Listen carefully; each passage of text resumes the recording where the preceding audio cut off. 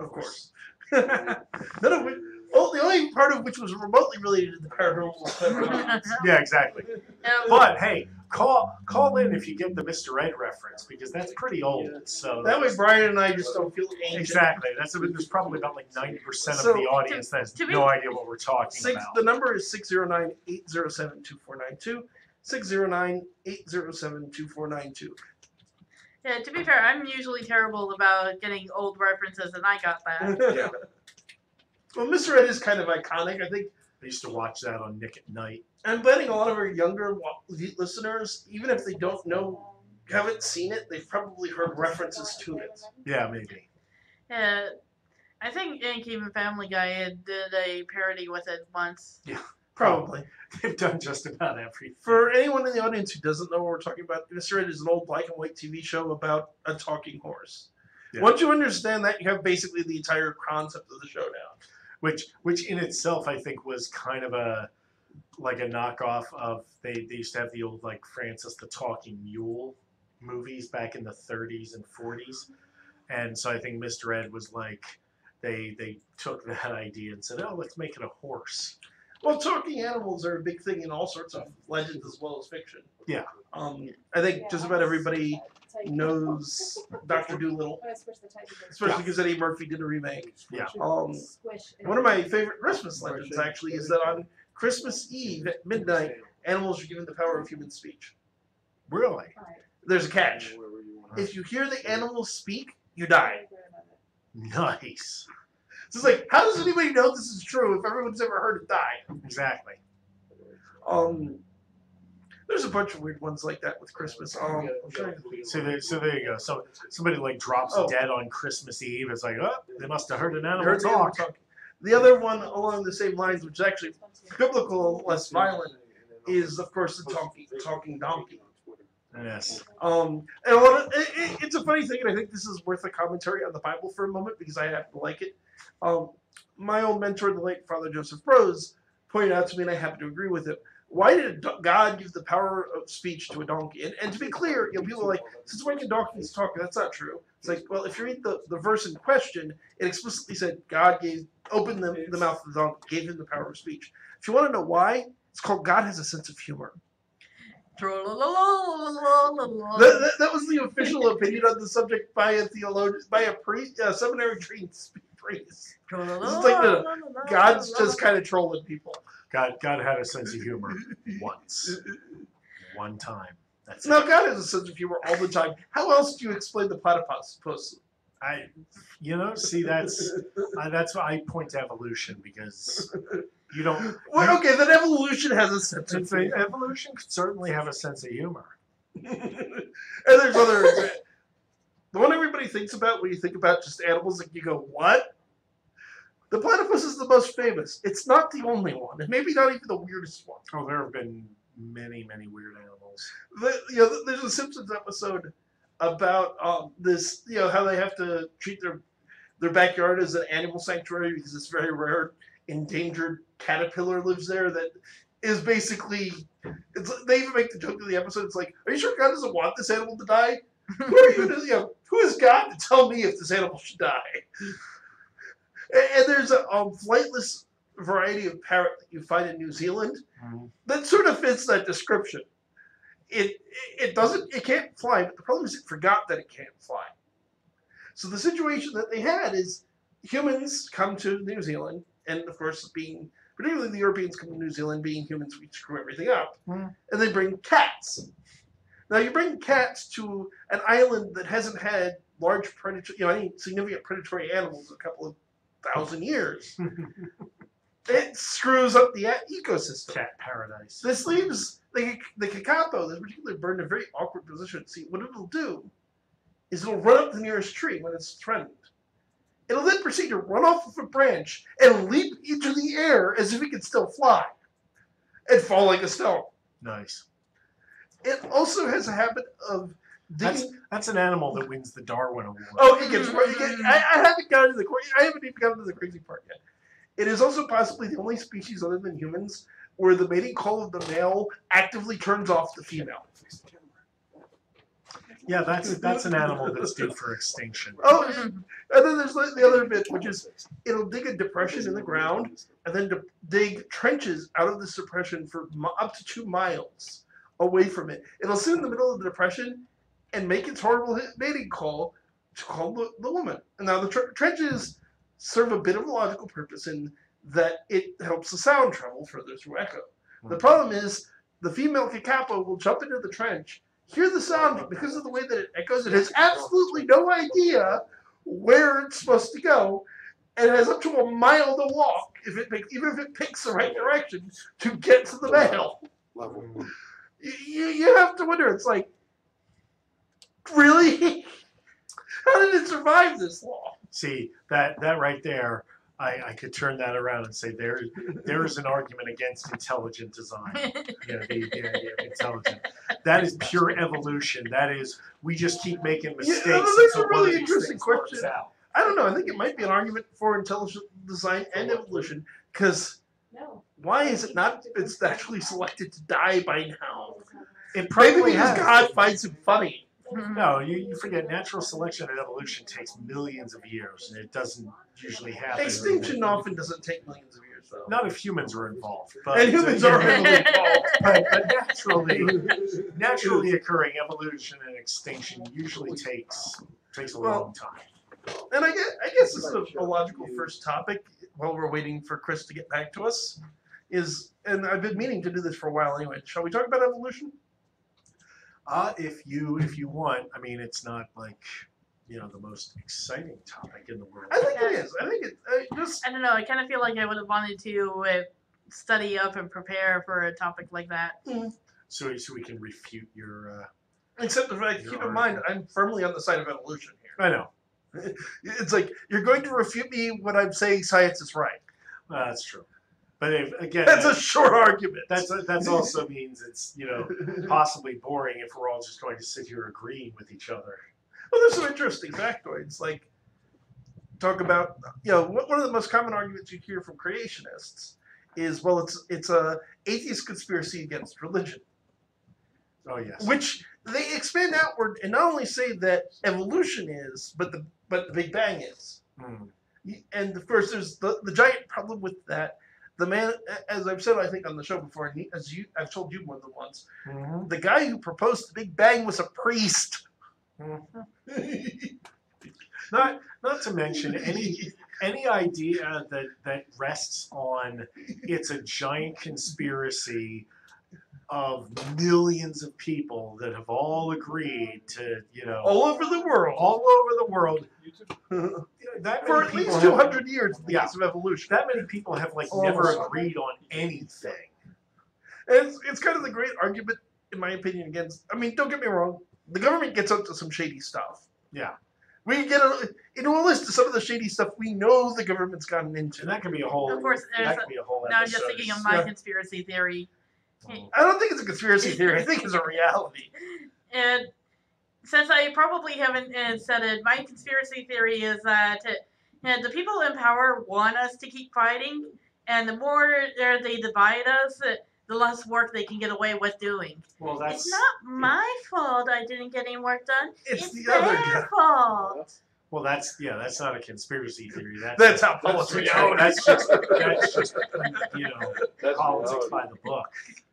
Divide and conquer. You keep people separated and at odds with each other, and it keeps. You get to sit back and collect a paycheck for doing nothing. Well, hell, you don't even have to show up. I mean, it goes back like the Romans knew this. The Roman politicians knew how to do this stuff. It's not a modern idea at all. Yeah, that's something that does personally tick me off. Is just how often they don't show up to their job. Oh well, yeah. I think that takes everybody off. Yeah, that's. Colin, if you're not annoyed at Congress not doing it, showing up to do the job. This is why I've maintained the one mistake the founding fathers made when they designed the government is that there needed to be a fourth branch whose job was more or less to make everybody else do their job. To oversee and be. I mean, granted, the checks and balances thing kind of works. The problem is the only check on Congress is the judiciary, and Congress kind of has power over that, and also really, it takes so long for something to move up the ranks, and like somebody has to sue, and the case has to go up, and before it and the finally Supreme Court has to agree to hear it, and all of this stuff. We're also getting much further into politics than I want to with this Yeah, show. yeah. Although I will say this: where you're somewhat wrong is Congress does not have the ability to override. Once the Supreme Court makes a ruling, there are only two things that can overrule the Supreme Court. One is another Supreme Court decision. Oh no, and I didn't mean. I said they had. And the other one is that a new amendment to the Constitution. Right. Once the Supreme Court decides, nobody can say nothing. I think that's actually one of the problems with the system.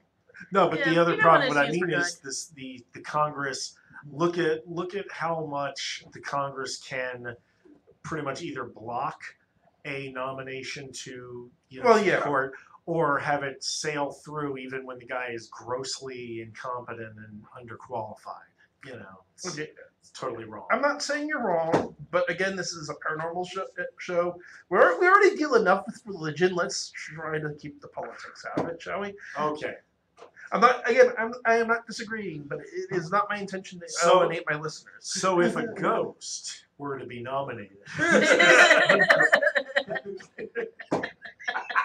There we go. I just made it paranormal. Of course, now I'm just sitting here trying to think. It's like, do I know of any?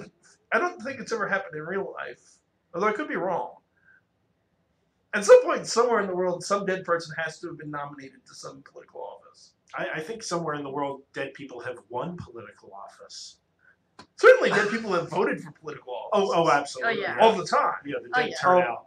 And there was the one president of, I want to say it was either African or Middle Eastern country that was accused of vampirism. Mm-hmm. Recently. Oh, yeah. Well, there was a huge vampire thing over in, I can't remember. Was it Africa or South America? No, Africa. it was in Africa. But there's one president in particular, and I'm pretty sure it's an African nation. He got in some serious issues because people were convinced he was a vampire. I think there were even death threats. We've had, in many countries, you've mentioned like voodoo priests and whatnot. Oh, okay. And what were they called? Bokor Bokor have actually been running countries and stuff. So talk about that a little bit. Good point. So the history of voodoo is really interesting and certainly a topic unto itself, and we have time, so we can delve into it a little bit. So what you have is voodoo is it's possibly the oldest religion still practiced. Yeah, makes sense. It starts out with tribal religions in Africa. And still they practice forms of the original in Africa today. Ancestor worship. And stuff like that. It's a combination of ancestor worship and worship of nature spirits. Which is, makes sense. It's That's what voodoo is in the U.S. as well. Well, and it's the oldest type of religion that people are likely to develop. And it's probably true. If you look at the way that voodoo as it exists today formed, I think you get an idea of how some of the other religions, particularly how polytheistic religions get to be what we think of them today. And probably monotheistic religions soon to be completely honest. Because what you're running into is you have tribal gods. Often these gods are great chieftains, great heroes. If you want to look at Greek mythology, I think an argument can be made that there was probably at one time a guy by the name of Heracles. Yeah. Who eventually legends built up around him and he turned into this demigod. Yeah, he did a couple of really cool things. Killed a lion. And eventually things got exaggerated and more stories got attributed to him. And, that's how legends form. And we know this happens in voodoo, and important tribal leaders, great warriors, heroes, and things like that become deified over time. Now, you have these various different religions. What we think of as voodoo is mostly is from the Congo area of Africa. Mm-hmm. The reality, you'll hear most historians say that, and there's truth to it. The reality is it's not quite that cut and dry, because the slaves are brought into the New World, into Haiti, into the Caribbean, and eventually into the United States. And the slavers didn't take a whole lot of time to go, okay, you're from tribe A, so you're going to stay together. You're from tribe B, we'll put you with tribe A. They threw everybody together, and all the religions started interacting with each other, and they started adopting each other's gods, which was why, when we talk about voodoo, you usually mean more Caribbean, or I mean Congo. When you talk about Santeria, which is it's a very similar religion. You're talking more of West Africa, but they share a lot of deities. And then it's brought to the United States. And the thing that they run into is, well, it freaks out the slave owners. So what are we going to do about that? Well, they brought it particularly into Louisiana, and where most of the United States at the time is very Protestant. Louisiana, being French, is very Catholic. They started adopting Catholic practices, which is why modern voodoo is a mix of African religion and Catholicism. Yeah, and they associated various saints with their gods correct. and kind of mixed them. In fact, the religion of Santeria, the name Santeria means the worship of the saints. But what you run into that Brian's alluding to, that got us down this worldly gig of fun, is that a lot of important political leaders in the Caribbean, case in point, Papa Doc du Bollier, probably and his son Baby Doc du Bollier, two infamous Haitian dictators, both were known practitioners of voodoo. They didn't make a secret of it. Not only that, the Tonton Macoute, which was their secret police, also full of practitioners of voodoo, full of zombies. Another one, and this is a little less proven, but there's a good case for it. If you go back, not once he took power, but when you go back to when Fidel Castro was a rebel leader, he frequently was known to wear a red sash, which is a traditional symbol of a god in Santeria. And he also, from time to time, would claim to be the son of one of their deities. Doesn't surprise me at all, because, again, it's a great way, to go back. Again, the Romans and stuff, they traced their noble lineages back to particular gods and stuff. And the pharaohs as well. Yeah, the pharaohs. It's a time-honored tradition. If you make the people believe that as their leader, you are more than human. You can't be killed. You have magic power. That makes you so much more than just a politician that people can get rid of. It instills fear. How many warlords and gang leaders and stuff and like not mafia, but like cartel people also do that kind of thing. There was that one. There's a real big case. Yeah, you told me about. Tell me. There's a gentleman by the name of Adolfo de Jesus Constanzo. He was a major player in the Mexican drug cartel until ultimately he killed himself. And we'll get to that in a second. But Constanzo was an evil SOB. This guy ran a drug cartel out of Matamoros, Mexico, that was particularly known for kidnapping people, performing human sacrifices. He had an iron cult. He was not a member of Santeria or Voodoo. He was a member of another religion another related African tribal religion that got brought over called Pola Miumba. Pola Miumba is different than Voodoo and Santeria in that, well, it's not evil per se. It is very focused on power and the accumulation of power. So they often have a somewhat negative reputation. I also think Constanzo was a good part of that. But he would have these cauldrons and these palos, which are wooden sticks. That's what it means. That's where the origin of the religion comes from. Now, in palo, you have the cauldron. You put a sacrifice. You put blood and the parts of an animal sacrifice into the cauldron. Now, in normal palo and in normal Voodoo and Santeria, you use animals. Constanzo used people. And you can go ahead, if you don't believe me, go ahead and Google this guy. And you can find the documentation. No. They found human hearts and brains and things like this in this guy's. And they found a number of bodies buried at his ranch. And to give you an idea, eventually, he had been doing it for years. For various reasons, the Mexican police hadn't been after him that hard until finally he kidnapped a couple of Americans. And the American government said, okay, you're going to deal with this now because it's a bunch of rich American boys. You're coming down for spring break. And the federales were able to track him down to Mexico City. And when they were just before they were able to raid the apartment that he was running his cartel out of at the time, he ordered one of his lieutenants to shoot both him and his gay lover. And just before they shot him, he declared that he would be back.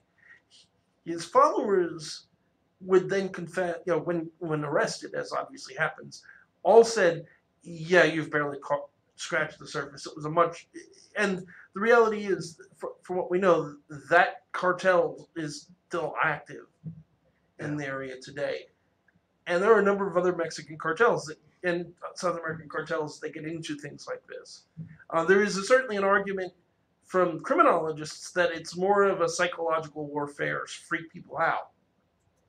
Yeah, but it works just as well for politics Yeah. if you've got the right kind of people that are going to buy into that sort of thing. Fun fact, and Pat Robertson, who I'm not the biggest fan of, made an allusion, a slightly technically inaccurate allusion to this a few years ago during the Haiti flood, I want to say.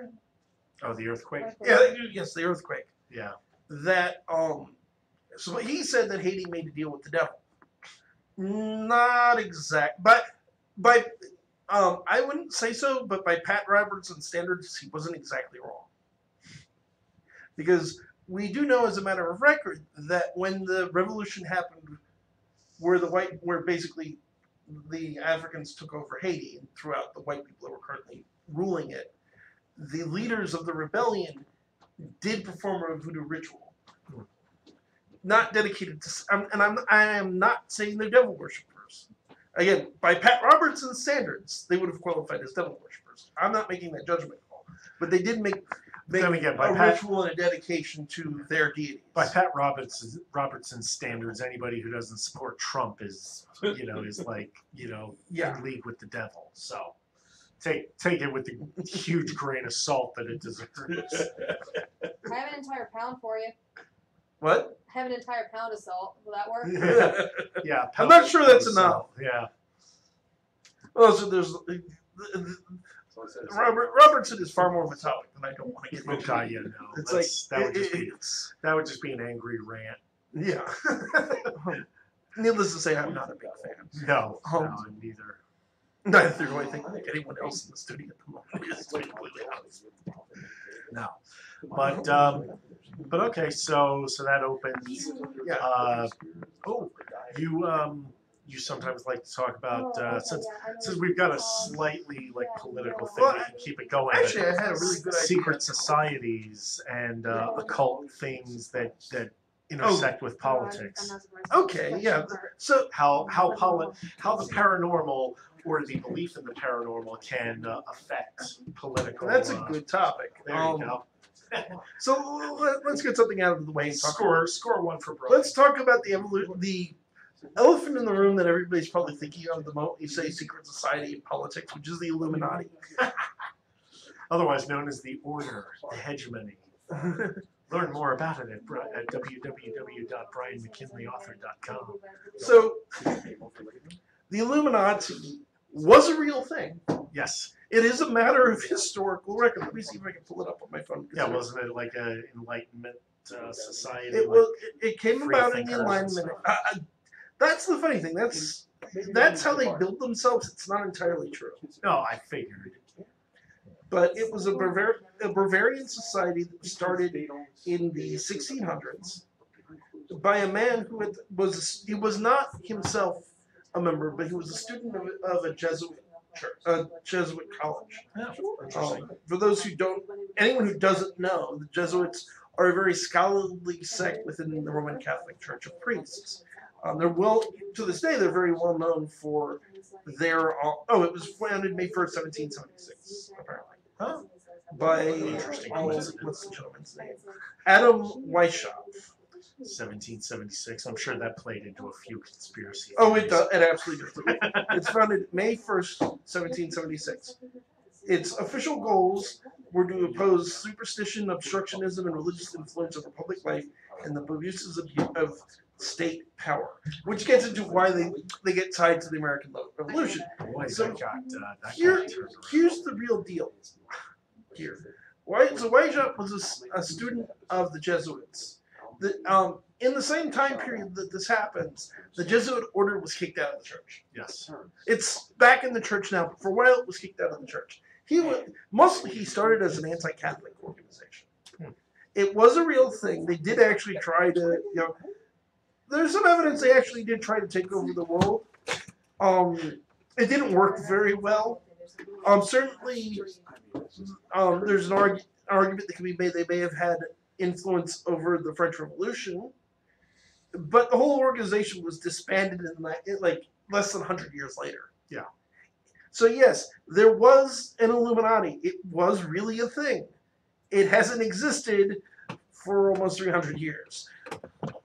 Hey, Kev. Yeah. Wasn't that considered the Bavarian Illuminati? Yes, that was the Bavarian Illuminati. And there was also a couple in Sicily, I think, that were There were a bunch of Italian guys. factions. And see, But that's all what, started by him, yes. yeah, but I mean, it was his idea originally. yeah, what's his name? Weishaupt or Yes, something? Weishaupt. Yeah, but at the same time, there was so many other factions all over the world at that time. So I wouldn't go that far. well, no, that's what they say. I don't know. I mean, in terms of- okay. But, There's Different countries. There's verifiable history, and yeah, there was a few other ones. Yeah. But as far as we know, as far as evidence suggests, it hasn't existed for about 200 years. Okay. That is true. And a lot of people don't realize that, even though a good amount of it is fiction, like the plot line and some of Yeah. the connections that were made in, say, Dan Brown's books, we all know which ones they are. Which are horribly researched nonsense, and I'm being polite. But I actually did check out some of them, and because at the time when it was originally founded, a lot of it was not specifically priests, but on the contraband books and whatnot. Like the whole bit about any of it being in English was complete crap. Well, But it was scientists or people with science-like minds that were trying to hide their stuff as best as possible. that's the story. The thing is, for one, everything Dan Brown said is wrong, basically. And I'm being generous. But there were lots of his- societies of all enlightened like, thinking. pretty much, if you ask any historian, they all hate Dan Brown's books because everybody takes them seriously. Brown's particular obsession was less the Illuminati and more of, particularly in his most infamous and certainly very badly researched book, the Da Vinci Code, the one that made him famous. Oh, yeah, the more His obsession was a group called the Priori de Sion, which is a French group that French secret society that people tell the same stories about that they tell about the Illuminati. Super secret, secretly rules the world. The one, of course, that Dan Brown was popularized, he did not come up with this by any means, was that there was a bloodline of descendants from Jesus Christ, and that the Priori de Sion basically existed to protect the bloodline. All of which, so there is a group, I don't think it exists all that much anymore either, but there was at one time a group known as the Priori de Sion in France. It did claim a lot of important people, just like Dan Brown said, like Leonardo da Vinci was a member, and a bunch of other famous scientists and things like that. Historically speaking, it's a known hoax. Yeah, but Kevin, isn't Yeah. the very fact that it's a secret society, it's supposed to be a secret, that's why we don't know about it? Exactly. So that's why I kind of think that Well, maybe no, it is going on behind the scenes and we just don't know. Well, we could There's argue. got to be some kind of truth to that. If it did, it's I'll a very come- badly held secret. I'll come back society 'cause around to everybody that knows idea in about a it. second. Yeah, but sometimes when they go ahead. But specifically the Priori is a hoax. They know the guy who did it. They know the documents he produced are forgeries. Yeah, everything up to, I don't think he's outright, he may even have outright admitted that he made it up, but pretty much there's an overwhelming amount of evidence the Priori de Sion is a hoax. And I can go on a long rant about why the whole Jesus Christ had children thing is a load of bull. Trust me, that whole Holy Blood, Holy Grail, which is the name of the book that started the conspiracy, is easily debunked by anyone with a basic understanding of history. Well, Jordan Maxwell is I don't know if you know about it, but Jordan Maxwell is one of them authoritarian persons that goes around and researches all this stuff. He's talked to rabbis over the years and stuff, and he'll tell you Dan Brown stole the information from him. Yeah, I'm assuming he's one of the authors of Holy Blood, Holy Grail. Pretty much. Yeah, and yeah, that book basically made everything up. I mean, it verifiably made everything up. This is a particular. That's weird. windmill, I'll call it, of mine. Mhm. So That's interesting. let me clarify something real quick about the Holy Grail thing. Right. So one of the basic cornerstones of this idea that the Holy Grail is a secret metaphor for the bloodline of Christ Correct. is that so the common name, the name that usually you hear for the Holy Grail is San Grial, which means Holy Grail. But if you change it slightly and make it Sang Rial, it's holy blood. And supposedly that's what it originally meant, and that's one of the proofs that it's all this secret bloodline of Christ. Okay. It's not true. If you go back, the oldest known story of the Grail, where it really first appears in fiction, is Wolfenbach's epic poem of Parsifal. Yeah, Arthurian Yeah, legends. it's not the first Arthurian legend by any means. No, but that's where the Grail but it's really the very first. came to prominence. So Is this before Monty Python? oh, yeah, just I a had bit. to throw that in Just a because I gotta. I love Monty Python. Just a Holy bit. Grail. I mean, the Holy Grail movie is just like, oh It's my God. wonderful. It's amazing. It's It absolutely is. Life fantastic. of Brian is also fantastic. You're Monty right. Python does a lot of. But I'm not trying to throw them off. I'm just trying to throw a little levity in No, here. no, levity is good. I'm certainly not objecting to a little humor.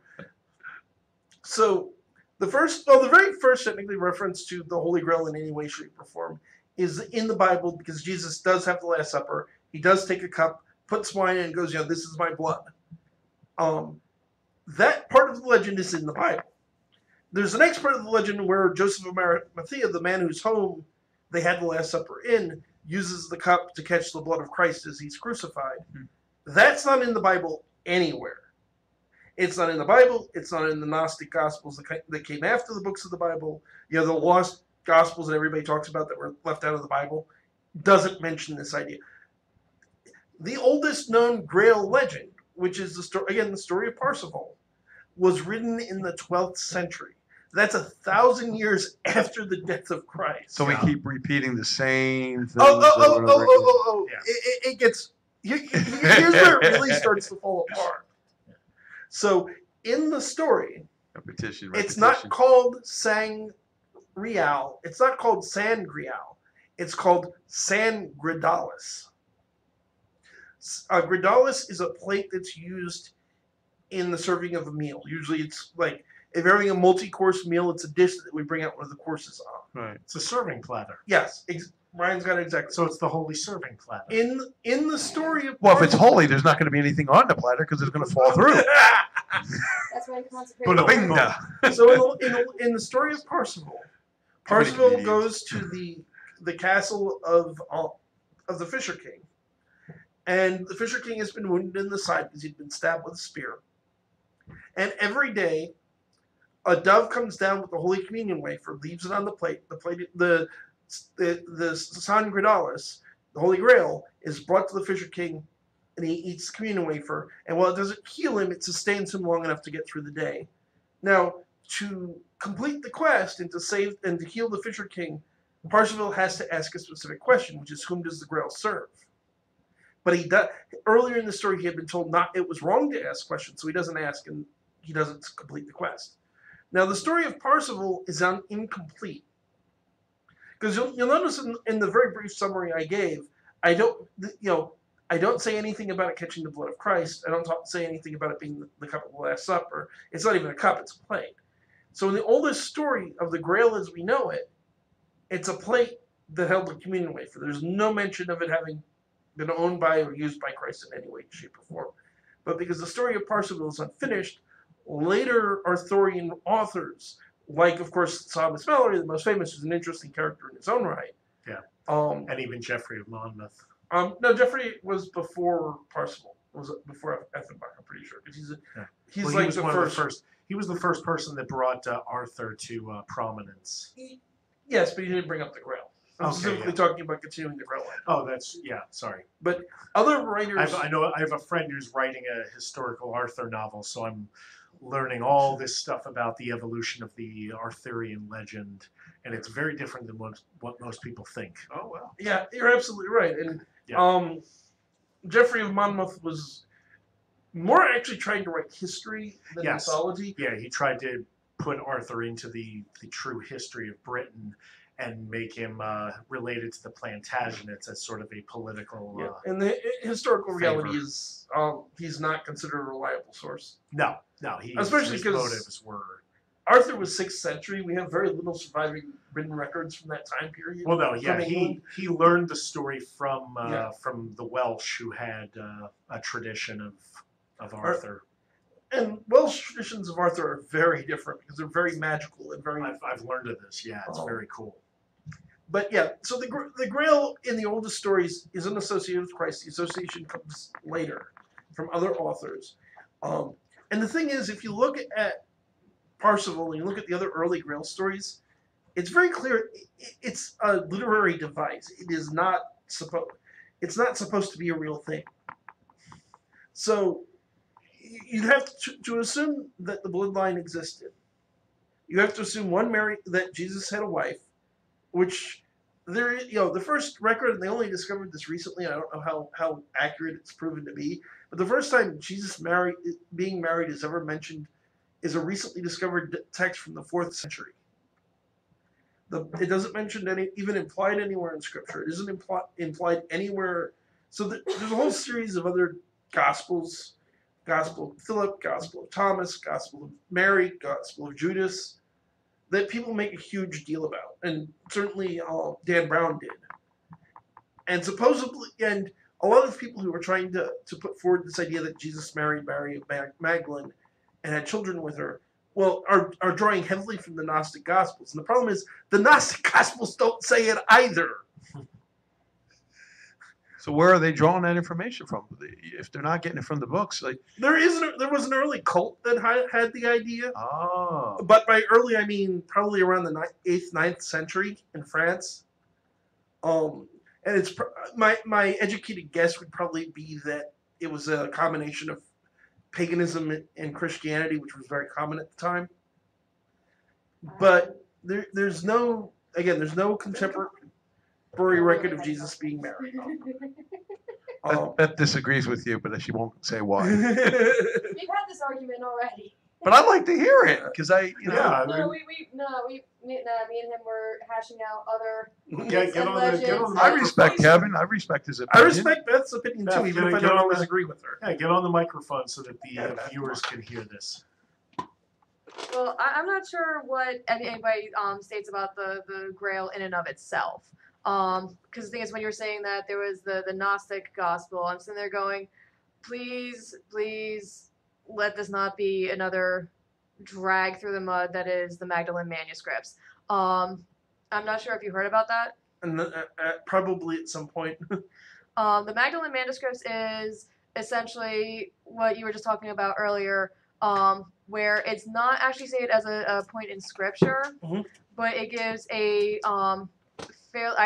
my mom read it and she told me about it in short because I didn't study the Bible, not my thing. Yeah. But she had to because she went through 12 years of Catholic school, so she had the headspace for it essentially. Yeah. But it essentially goes on about how Jesus was part of a cult, not a cult, but part of a mystery religion at the time, and was not, and while he was a religious figure, wasn't the typical one of, say, a rabbi for the Jews. Well, he certainly wasn't a rabbi by But as far as standards. like the way he had that pull and that backing, one of the theories that I pointed out was he was part of what is now considered a mystery religion. And that he was a high priest of it. I've heard And the idea before. that Mary Magdalene was across from him. And I'm starting going, is he going to be bringing that up? Because that's pretty much where, at least recently, with everybody saying that the Grail was Mary Magdalene, where those theories have been coming from.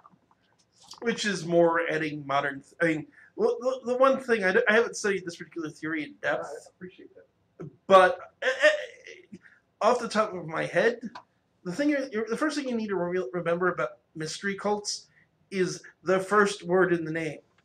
They're called mystery cults because we don't know a whole lot about them. Well, they were actually able to narrow down around near the time period where he is theorized to have existed in. Well, no, he area. definitely existed. That's easy to prove. Well, no, but you know what I mean.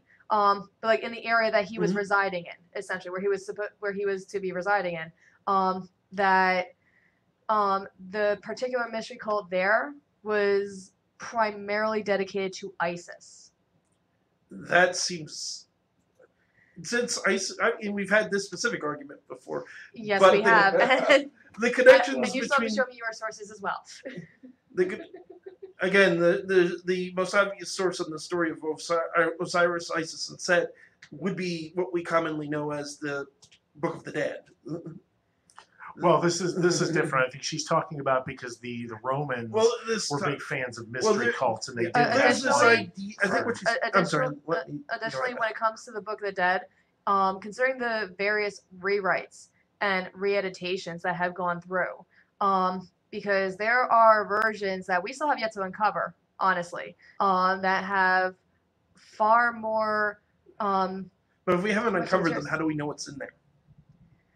But yes, I understand what you're saying. However, the version that you're going by, I'm not sure like what age yours came from, because you might be going off the completely wrong, not completely wrong, but a much newer version.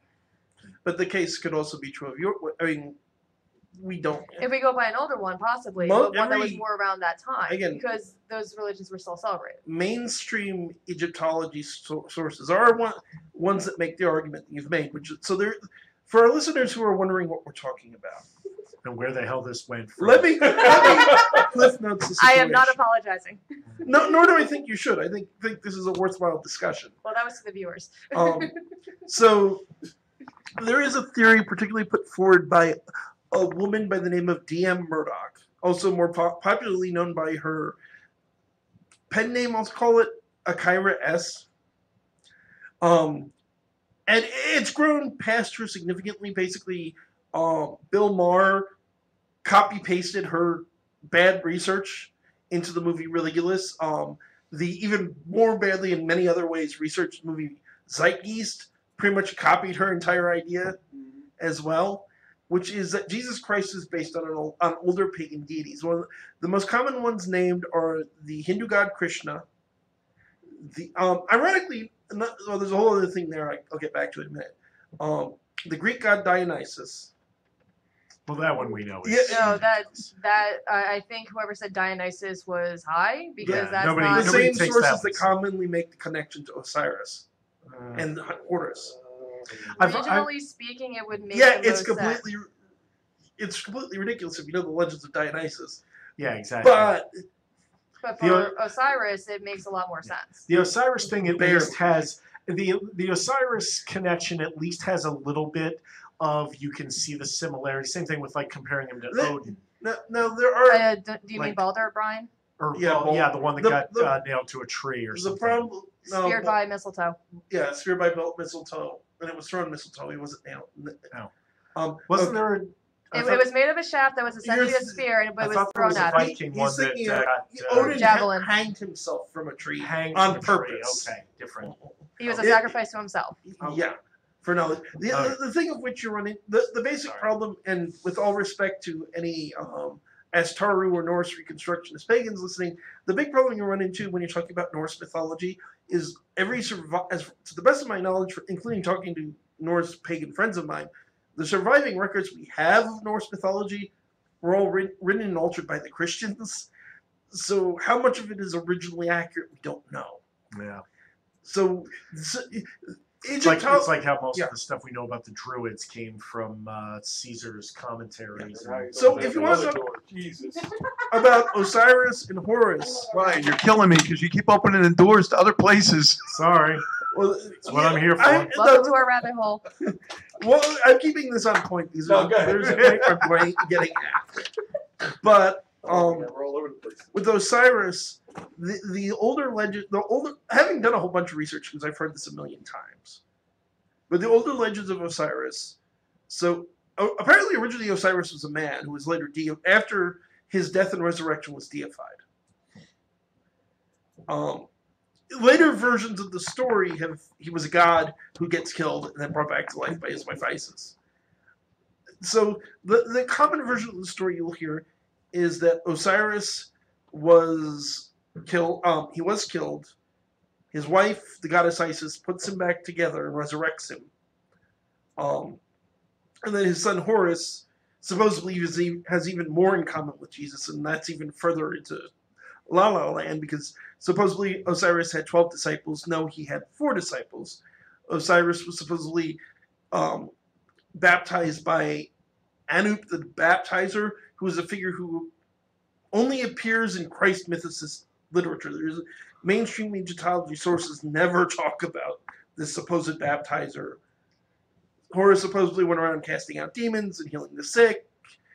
Yes and no, but a lot of the miracles, there are some similar miracles. There's a lot of different miracles as well. Horus was mainly one for justice and avenging for those that were wronged. Additionally, I've done my fair share of study on Osiris. And I have yet to come across anything where it specifically states that he was himself once a man and then was raised. Now, it's entirely possible that during a transition period. Yeah. Well, the Egyptology goes on so long that it changed. There's even a theory that Osiris is an actual historical pharaoh of Egypt and then eventually got mythologized into a god. Well, that's how pharaohs themselves were supposed to work. Yeah, exactly. Up until a severe weather change that happened right around the time where there was this great crisis, and the way that they were describing the after effects of it suggests climate shift. But the most basic story you will find in the majority of reputable, pretty much all reputable Egyptology sources I've ever seen, is that Osiris's brother Set, or Sutek, chopped him up into 13 pieces. His wife, and they were married at the time, Isis, put the 13 pieces back together. Well, excuse me, put 12 of the 13 pieces back together, but couldn't find his penis. Yep. It got eaten by like a crab or something. So she whittles a dildo essentially out of wood, does magic on it to turn it into his penis, and then through this weird bit of sexual necromancy, that's how Horus was born.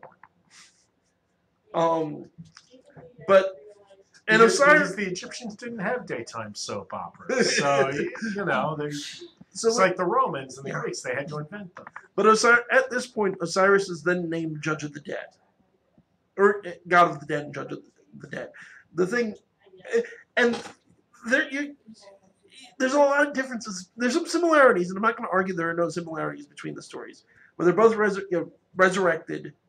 They're both judging the dead. But I'm sorry, I must have missed the day in Sunday school where they talked about Jesus being chopped into 13 pieces. Well, I think the idea, the suggestion from what I've heard is not that they copied wholesale. Some people say they copied. Well, some people are, but they're stupid.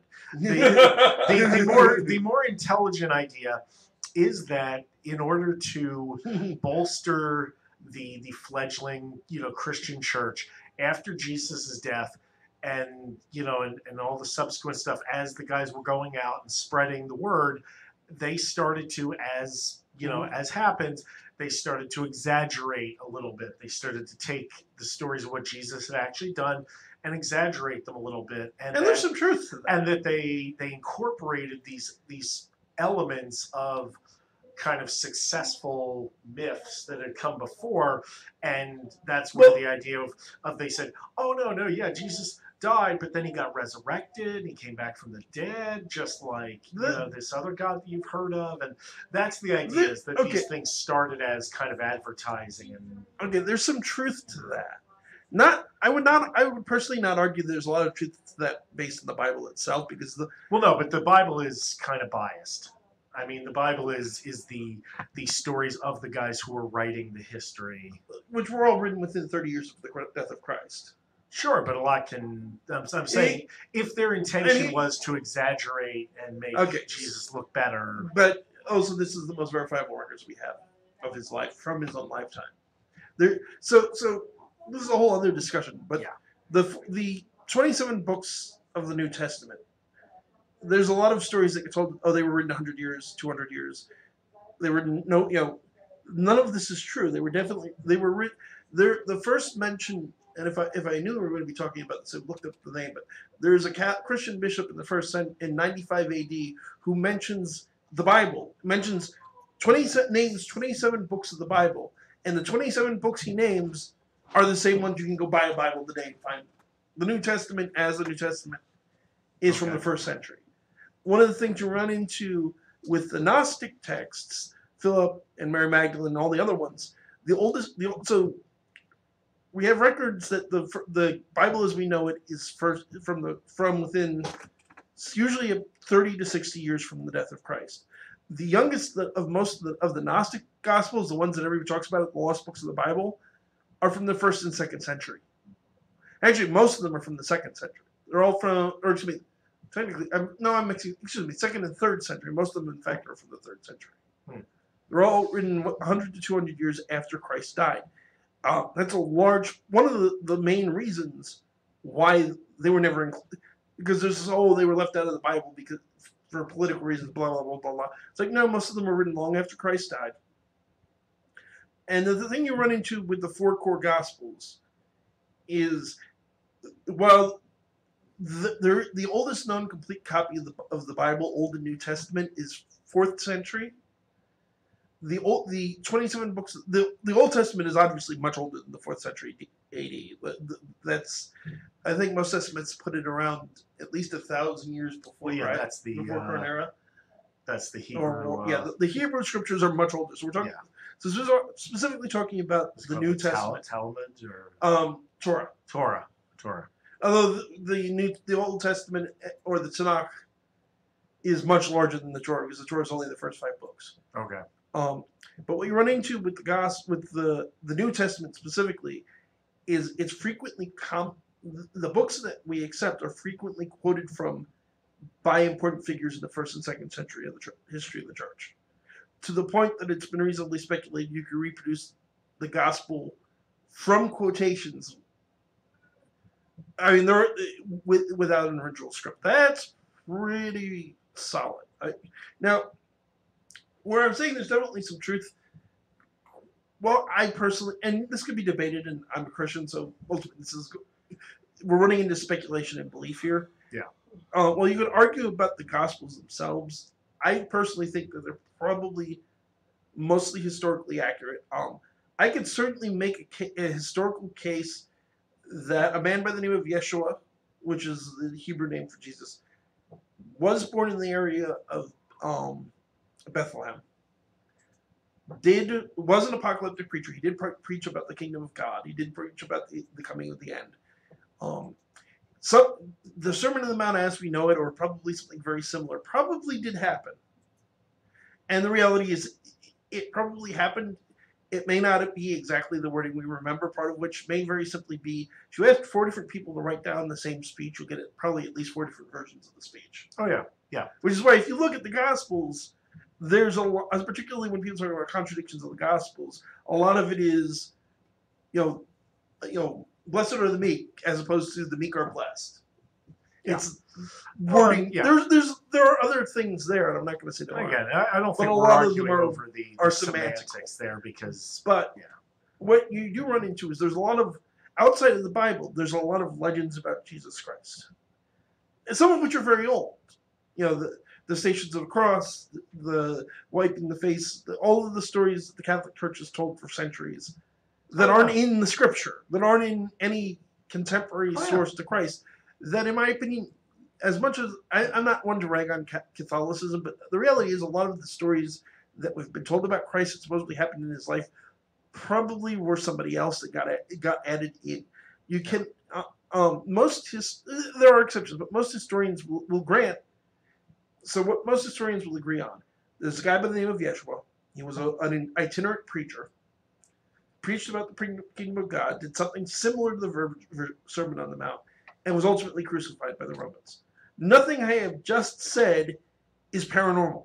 It's supernatural. Right. No, I would accept that as an agnostic.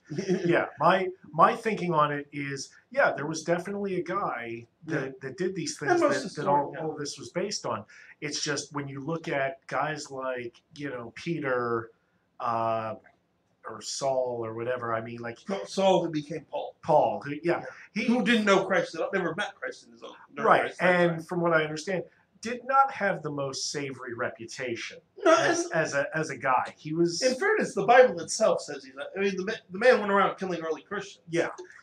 That's a large part of his story is that he had a horrible reputation. Yeah, and there's others, and all of these guys that went off and proselytized, and built up the church. You can't say that they didn't have an agenda, and it would serve the more interesting and more magnificent the story that they're telling, the more they're going to attract people Here's to one of the their reasons I would church. disagree with that on a lot of the stuff that's in the Bible and even some of the legends around Christ. Although I think it happened to a degree, the thing you run into is as bizarre as if somebody told the story of Christ today, that there's a dude out wandering in the desert doing all these miracles, they'd get there, somebody would commit them to a psych ward. In the first century, current era, although I personally still prefer AD, there were a lot of people that were wandering around claiming to be the Jewish Messiah, who claimed that they or their followers. It was the in thing to do. Claimed that they healed the sick, cast out demons. Very similar claims were made of these other people that we have other historical records to support the existence of, including the fact the Bible even talks about a man by the name of Bar Jesus, who his followers claimed he did almost all of the miracles that Jesus did. Yeah, the way I think of it. The claims of the miracles are not remarkable for the time. Oh, without saying they happened. Oh yeah, no, and I'm not saying that. I'm saying that's why I can't credit that part and necessarily believe it just on faith, because you look at even much closer to our time, a guy like George Washington, Abraham Lincoln. All the legends that come up about look that. at all the legends that have sprung up around them, and these are people that lived relatively close, where there's a lot that we can verify about their life, but you still get 50% of what most people think when they think of George Washington is utter bull. It's crap that was made up either during his lifetime or afterwards to make him sound better. That's absolutely true. And let's be clear. I'm not trying to make a historical case to prove that Jesus was the Messiah or the Son of God. No, that's either you believe it or you don't. I will say right now, I believe that Jesus was the Messiah. You will never hear me here or anywhere else claim I can objectively prove that. It is a question. For me, it is a matter of faith. I believe it. If you don't believe that, that's okay. I'm not here to try to say I'm not saying you're going to hell because you don't agree with me. What I am making an argument for, because this I can back up with history, is that there was a guy by the name of Jesus Christ who at least some of these stories are associated with in his own lifetime. Which again, there is a very modern, very recent, mostly 19th to 20th century movement called the Christ mythicist, which says that the man never existed at all. It was all made up and and the history doesn't support that claim.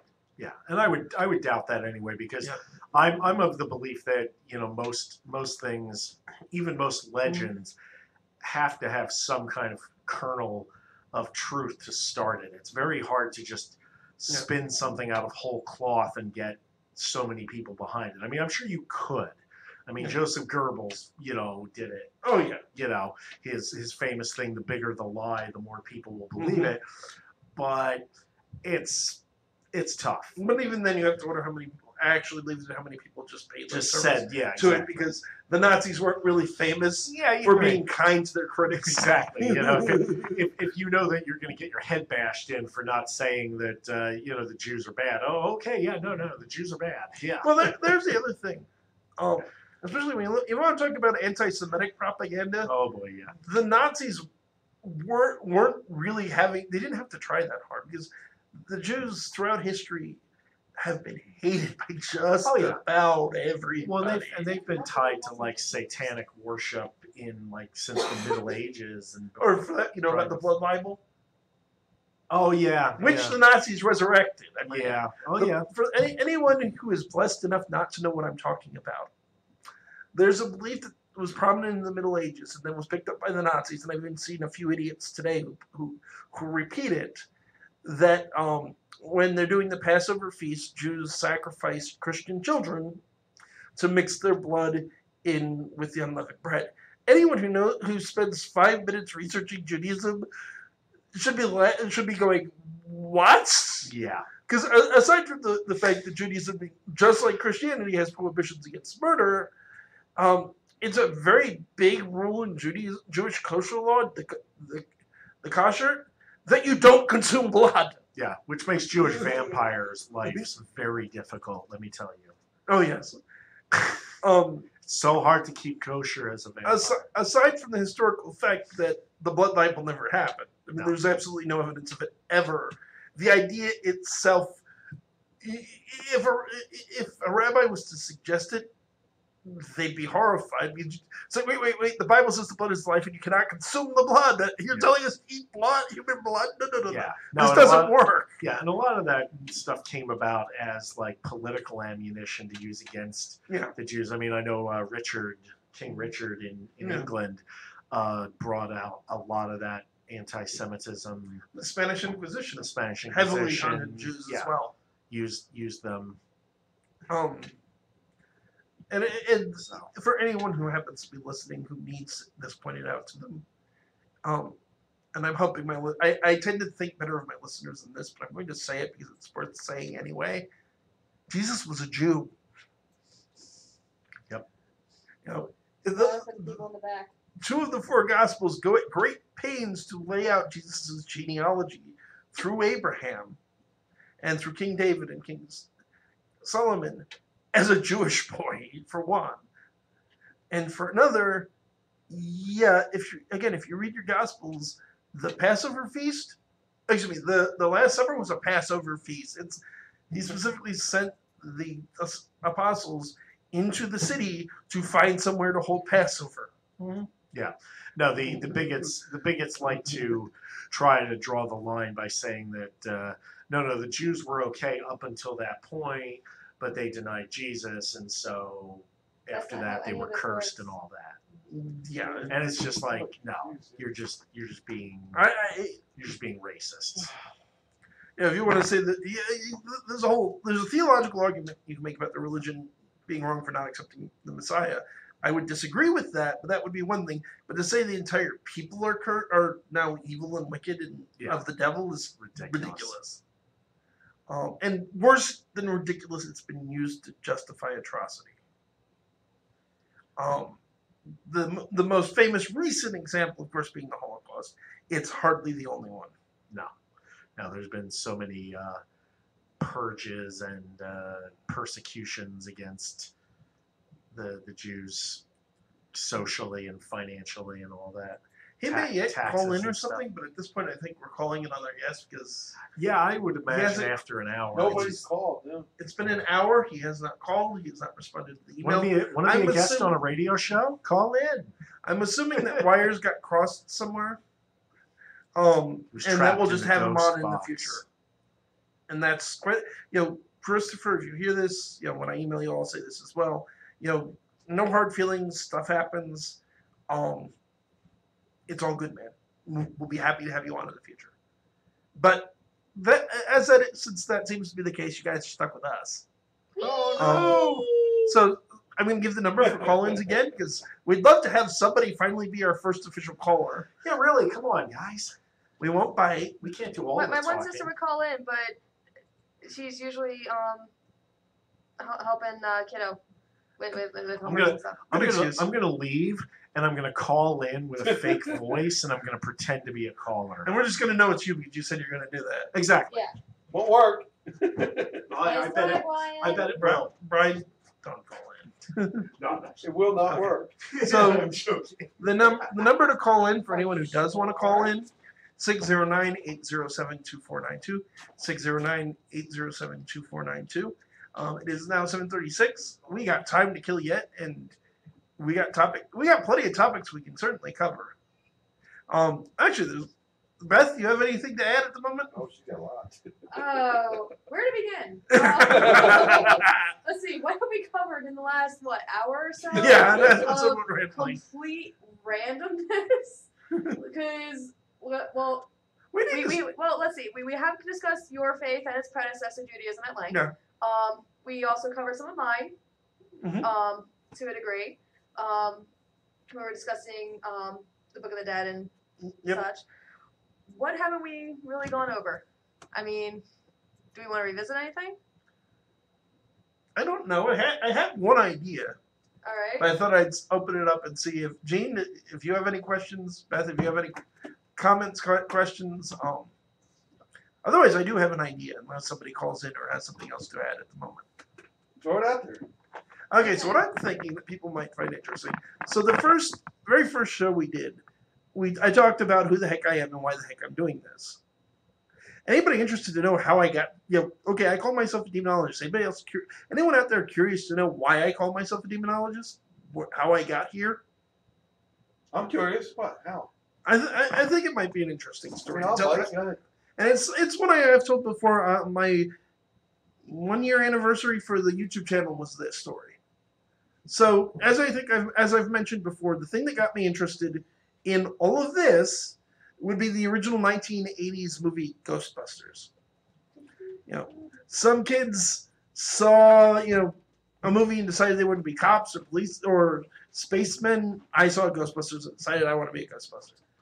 So since Brian's just coming back, and I don't know if you've heard, I'm going to I figured at the moment, sort of as part of, and we can sort of do it now if you're up to it, doing an interview with each other. I was going to talk about how I got started. Did Scooby-Doo have anything to do with that?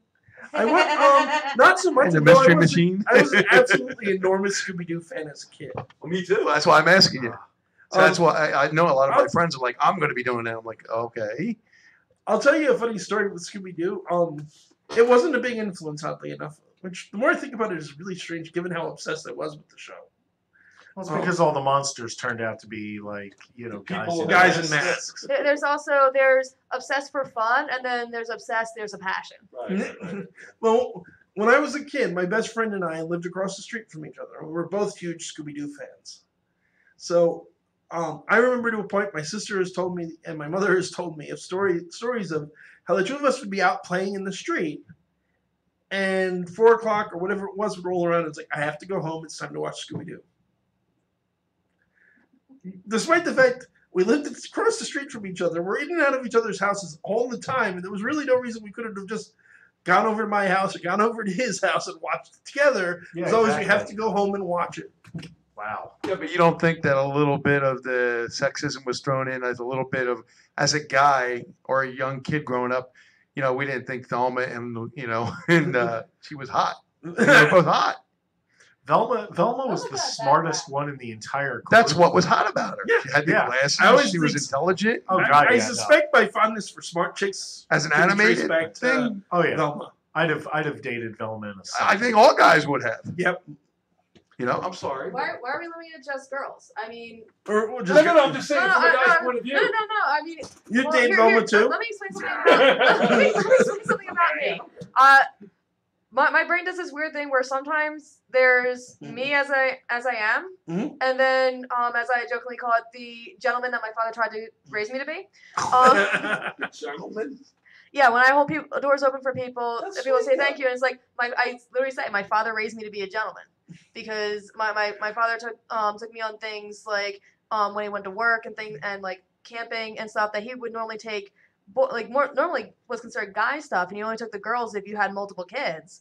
It was usually just like me and my dad, or me and the family. But my dad was, the only dude in the group, but he took all of us.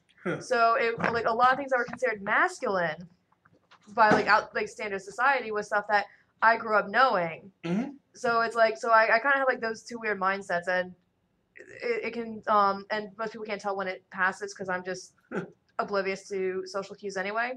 But when it came to Thelma and Daphne, and it's Daphne is the girl you want to use as your face as you're climbing up the high school popularity chain, but the person you actually want to hang out with is Thelma because You're safe. It's she's gonna come through in some fashion or another. If you're around Daphne, you're gonna do nothing but get kidnapped. Yeah, pretty much. Yeah, Daphne was utterly useless. Danger from Daphne. But that was that, right, Kevin? That was that pro blonde thing that I thought she was a redhead. Yeah, she was a redhead. No, but I mean they were using that dumb thing with her. Like the Mhm. prettiness will get her through type of thing. Yep. Whereas Thelma relied on brains Yep. and intelligence. I'll tell you the funny thing that Beth actually made me think of. So aside from the fact, as a kid, I was obsessed with horror movies and ghost stories and folklore and myth and legends. I was basically the nerd I still am, even as a little kid. Mhm. Now here's the funny thing about me when I was young, very very young, up until pretty much high school. I was a scaredy cat. Aww. Like I remember when I was a little kid. I remember, sadly, and I lament this as an adult, that the great haunted houses that you used to find at amusement parks are not the thing they used to be. Oh yeah. I've been on a number of them, including the fairly famous / infamous one for New Jerseyites, which would be, of course, the one that used to exist at Six Flags before it burned down. Oh, I used to love that one. I know what you're talking about. Been there, been through it. Yeah, here's the thing. Now they do the haunted hayride. Fright Fest. Yeah. Because I was a scaredy cat, I went through like this with my eyes closed. Yeah. So I've been through all these haunted houses as a kid. The only one that never bothered me, and I'm still a huge fan of it, was the one at Disney World. Still one of my favorite rides at Disney. See, I'm still a scaredy cat. And I couldn't deal with it. And I will say, as a kid, I loved horror movies, but the only ones I was ever allowed to watch until the first R-rated movie I ever saw as a kid was the second Terminator. My dad decided arbitrarily to take me out to the movie theater to see Terminator 2. I haven't seen the first one.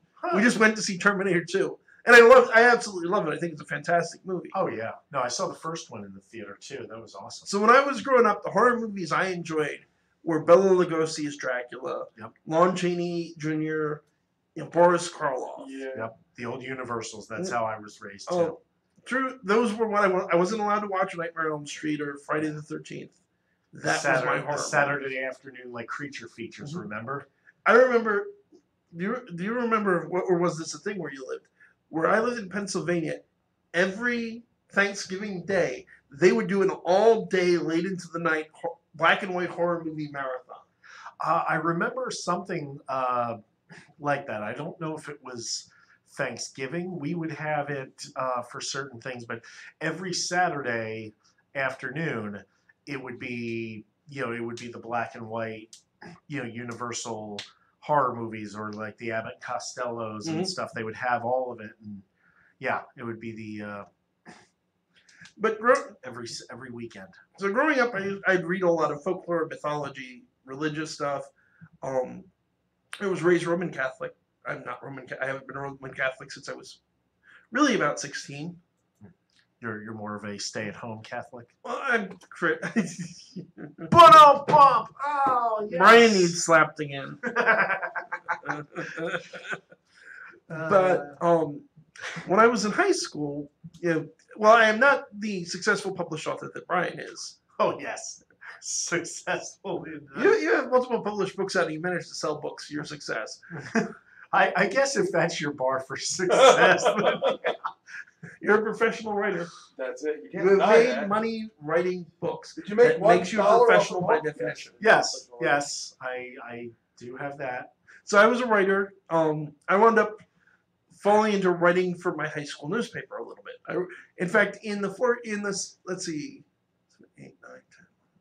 In the 6 years I was in high school, because my high school was weird. There was grade school, which was K through 6, and high school, which was 7 through 12.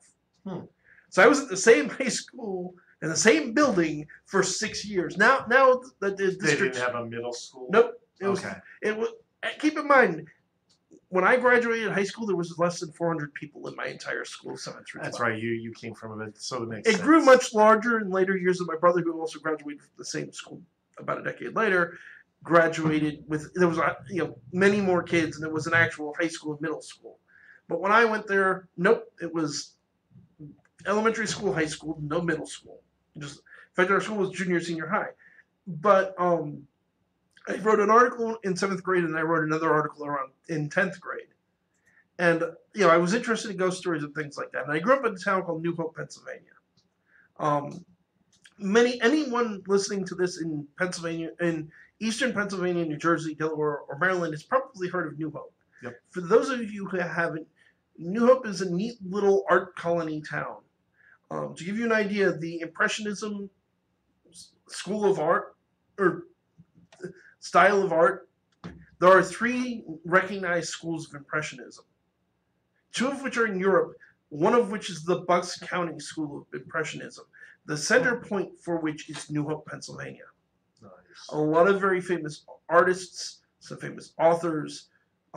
The most obvious example of famous authors from the New Hope, from that area, would be the Berenstains of the Berenstain Bears. Oh. Lived in that area when I was growing up. I don't know. I never met them. I have no idea if they live there now or not. James Michener lived in the area. All these other famous. Burlesque Buck had a house in the area. William Shatner had a house in the area for a while. Wait, Shatner?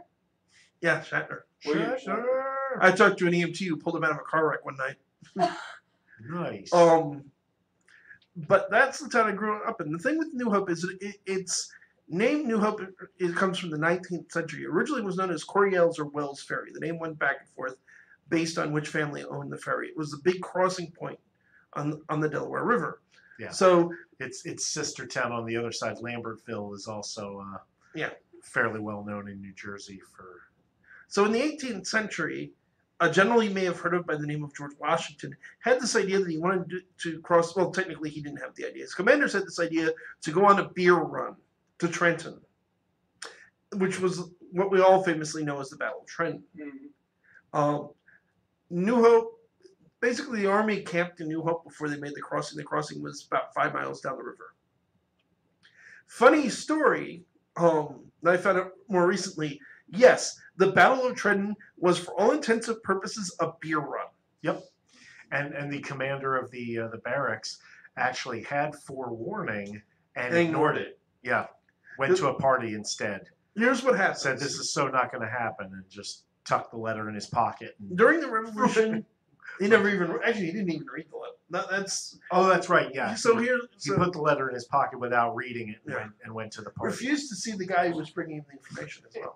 So what happens is that since the fledgling country was broke, I mean, they were trying to start their own government, trying to start their own currency, but this is the fledgling stages.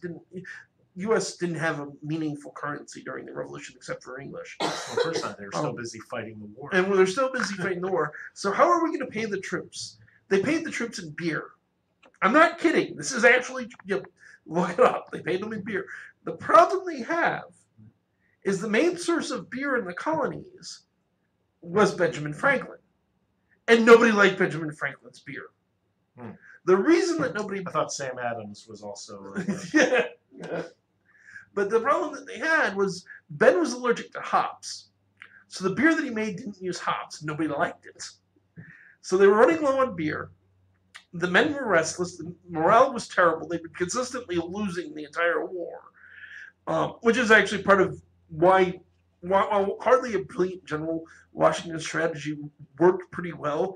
He didn't win battles. He kept running away from battles, and in doing so, extending the English lines and causing them to waste money, time, and resources chasing him. Yeah, that was pretty much his strategy. The way that we ultimately won the war is the French came in and fought the English for us. Yep. And then we failed them a few years later. But what ultimately happens is Washington's commanders decide they need more beer because the troops are getting ready to mutiny and run, and some of them had already left. So they decided to launch an attack on Trenton. When Washington was asleep at the time, he woke up about halfway through the crossing. Pretty much everybody in the colonies, almost everybody in the colonies was British at the time, but loyalists, somebody who was still loyal to the British government, seized the lights of possibly the boats, possibly people just walking across the ice. Some historians think the river was frozen over and they just walked. But anyway, he sees the lights out on the river. He realizes what's happening. He runs to the barracks at Trenton to tell the commander what's happening. The commander won't even let him in. Completely ignores the situation. And they decide to get drunk and have a party. So the Battle of Trenton was won almost without firing a shot, just because what did they have to do? They had to roust a bunch of drunk soldiers. Yep. But anyway, the other thing about New Hope, aside from that, and besides from the artist colony, is if the building has a foundation in the town of New Hope, it's haunted.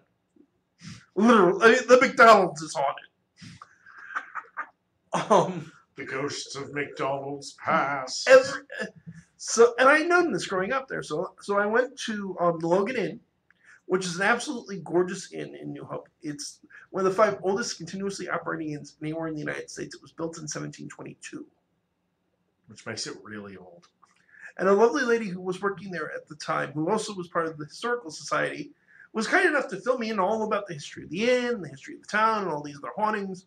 There's a famous ghost hunter who lived in the area who had passed away by the time I did this, unfortunately, by the name of Marietta Kent, who started a series of walking ghost tours through New Hope, which you still can go do, and it's fairly inexpensive. But basically the Logan Inn was my first ghost hunt, which mostly was talking to people who worked there. They let me into the room for about 5 minutes because they didn't have anybody staying in it. It's like, okay, you can go up and look around. Nothing happened. The only thing that happened is I'm standing in the room checking out. It's kind of cool, and I'm facing away from the door, and I hear a creak, like a door's opening. And I turn around, like all excited, and it's just the person coming to tell me I gotta go. So when would you say that you made the transition from just an enthusiast, amateur ghost hunter, whatever, to demonologist, paranormal investigator? Like, when did you say, this is what I'm going to do? The demonology, I mean, I always wanted to do this, and I actually, until I realized that there are no, at first I wanted to be what's called a parapsychologist. Like, I wanted to get a degree in parapsychology and do like this. Peter Venkman. But there are no schools in the United States. There are very few schools, I should say, in the United States that offer it. No accredit, and very fewer accredited ones. And there was no way my parents were going to put up with that. And also, at the time, I wanted to be a cop or an FBI agent. That ultimately fell apart for medical reasons. But I went to college, and the obsession continued. I started a yearly tradition while I lived in the area of college. I dropped out eventually, but I lived in the area another 2 years. Of every year on Halloween night, I'd go out to the cemetery with my camera and see what happened. And I had quite a lot of activity happen out there, actually. But during this obsession, I ran into some people that are still friends of mine, I should say, who had a problem with the demon. And I had no bloody idea what to do about it. Oh God, they brought the navy in. I'd spent 18 years of my life studying ghosts. I was sort of kind of Christian, but not really, because like I said, I had dropped out of the Catholic Church by this point. And I kind of believed in God. I mostly didn't think about it or care very much. And I don't talk much about this case for a lot of reasons, but it scared the piss out of me. And I made a decision somebody else who knew what they were doing and who wasn't Christian. I met a few times. I didn't know him very well. Ultimately, I was able to resolve it for my friend who was under attack, because actually the thing was mostly targeting him. But I made a decision I wasn't going to be helpless anymore. There is an old saying that when the student is ready, the teacher will appear. I've sort of had this happen twice in my life. The first was a year later at a lecture that happened at my college right around Halloween the next year, which was a lecture given by Ed and Lorraine Warren. Now, I'd heard of Ed and Lorraine a couple of times by this point because I'd started to research demonology, and the bookstore, because they were coming to do a lecture, had all their books for sale, so I bought up a whole bunch of them, and I started getting educated. And I went to the lecture, and the guest that we're having on the next time we're on, it's not next week, because we're not, for anyone who doesn't know, next week, the 23rd, I want to say, there is no show because of Thanksgiving. Yep. Gobble, gobble. But the 30th, the following week, we're having a very exciting guy that, Brian was also there when I met, Christopher DeCesar. Oh, yes. And we'll talk about him a little more towards the end of the show because I want to promote him. He's a really cool guy. Oh, yeah. It's going to be intense. Hyper excited. But he and I had a similar experience of having the Warrens show up at our school and kind of getting us set down a path. But I started researching what they did. I started researching this gentleman by the name of Malachi Martin, who was a Catholic priest. He's since passed away. He is very well known as probably certainly one of the leading authorities on exorcism in the 20th century. Reading his book, reading everything else I could find on the subject. eventually I made some stupid choices and I fell out of school. Mostly, I'll admit this. In high school, I was the stereotypical nerd. In fact, one of the reasons I use this name is that in high school I was occasionally teased about being a walking encyclopedia. We'll get to the other reason as the story progresses. But I read everything I could. I never had my first date wasn't until college. But I finally got a serious girlfriend in college. We eventually got engaged, and I let that distract me. Now I'm not faulting the woman in question. She's still a friend of mine. She tried to kick my butt and get me to go to school. I let it distract me, and that was my own choice, and I fell out of school. I'm not proud of it, but I'll own what I did. But I came back. She and I broke up because I was living in the area a while with her, and eventually, financially, I was forced to move back to New Hope. And I'm living back in New Hope. I'm getting a regular job. I'm like, well, okay, what the devil am I going to do with my time? And I'm reading everything I can read. I get on the internet. Keep in mind, this is the early 2000s. So the internet's it's not a new thing. It's still a relatively new thing. It was the early days, yeah. And I start getting on message boards. And there's a group called the Philadelphia Association of Critical Thinking. FACT. That had a message board at the time. And there's people on there, and for the life of me, I don't know why, because FACT was a skeptical organization. This stuff doesn't exist. Who said that they were living in a haunted house and wanted advice on what to do. So having done spent the last 4+ years of my life reading everything I could on the subject, I'm trying to give them advice. And one day I checked my email, and there's an email from this weirdo who's like, hey, I run an investigation group in Philadelphia. You seem to know what you're doing. Why don't you come out with us sometime? And that would be how I met the late, great Lou Gentili. Wow. We ultimately will wind up getting together at Barnes & Noble bookstore. The Barnes & Noble is still there in Oxford Valley, Pennsylvania. Oh, yeah, Oxford Valley Mall. Mm-hmm. Right across the street. Been there many times. But he was living in Philly. I was living in New Hope. I do not like driving in major cities. I've had my share of bad experiences driving through Philadelphia. So at the first time, I did not want to drive all the way down to Philadelphia to meet this guy, even though he lived in the Northeast. So I got him to agree to come up to Oxford Valley Mall, to the Barnes & Noble. So I'm sitting on the second floor of the Barnes & Noble, and I get a text from Lou, and my car, I ran out of gas. I'm stuck in the middle of the highway. Can you come pick me up so I can go get gas? So I drive out there, and he literally parked his work van, which is what he was driving at the time, on the concrete divider in the middle of the highway. Nice. And that was the first time I met Lou in person.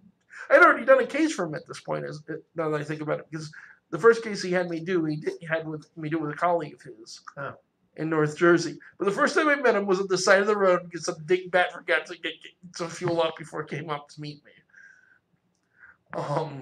And we spent years working together until sadly he passed away in 2009.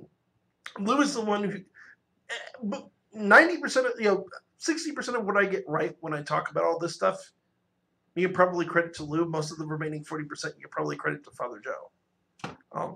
I have some. Don't get me wrong. I've had some experiences of my own, but I've got to give credit to the two of them for keeping my head on straight. And eventually, which brings, of course, this part of the story also brings us to why we're here. So Lou did the Lou Gentili show. He started it in the late to late 90s on radio, and then transitioned to doing an internet show, becoming one of the very first. In the late 90s, he was one of the first internet radio guys. As well as Gene, I believe you said that you started around the same time. 96, yeah. 97. Yeah. So you both, I get on. Pioneers. Lou's doing the show for a while. And then I even called in when he was on the radio. But one night, I'm hanging out with him about 2 hours before the show starts. I'm getting ready to go home because he's about an hour before the show starts. I'm getting ready to go home. And he's like, hey, why don't you stick around and let's see what happens. Put you on the air. I didn't have work early in the morning. I didn't have anything else to do. So okay, why don't we stick around? Now, the show started at the time at 10. We later would move it to midnight. And was supposed to run till midnight. 2 hours. We started at 10. At 4 o'clock in the morning, we looked at each other and went, okay, let's make this a regular thing. So as long-winded as you all know and hopefully love me for being, when Lou and I got together, it got worse. And that's how I got in. Here's another funny fact about me when I was a kid. Especially when I was in elementary school, the idea of doing this would have terrified me. I was originally until high school, really about 9th, probably 10th grade, even, terrified of any kind of public speaking, public performance. The idea, there's a chorus performance, because there's a chorus in high school around 7th grade where I actually literally ran off the stage at the beginning of the performance. That's how spooked the idea made me. And I have to give Lou a lot of credit for helping change that. And he gave me a very good bit of advice, because we were doing a convention in Harrisburg, Pennsylvania. Mm-hmm. I've been doing the radio show for him for a little while now. He's like, why don't you go up before I go up to speak and introduce me?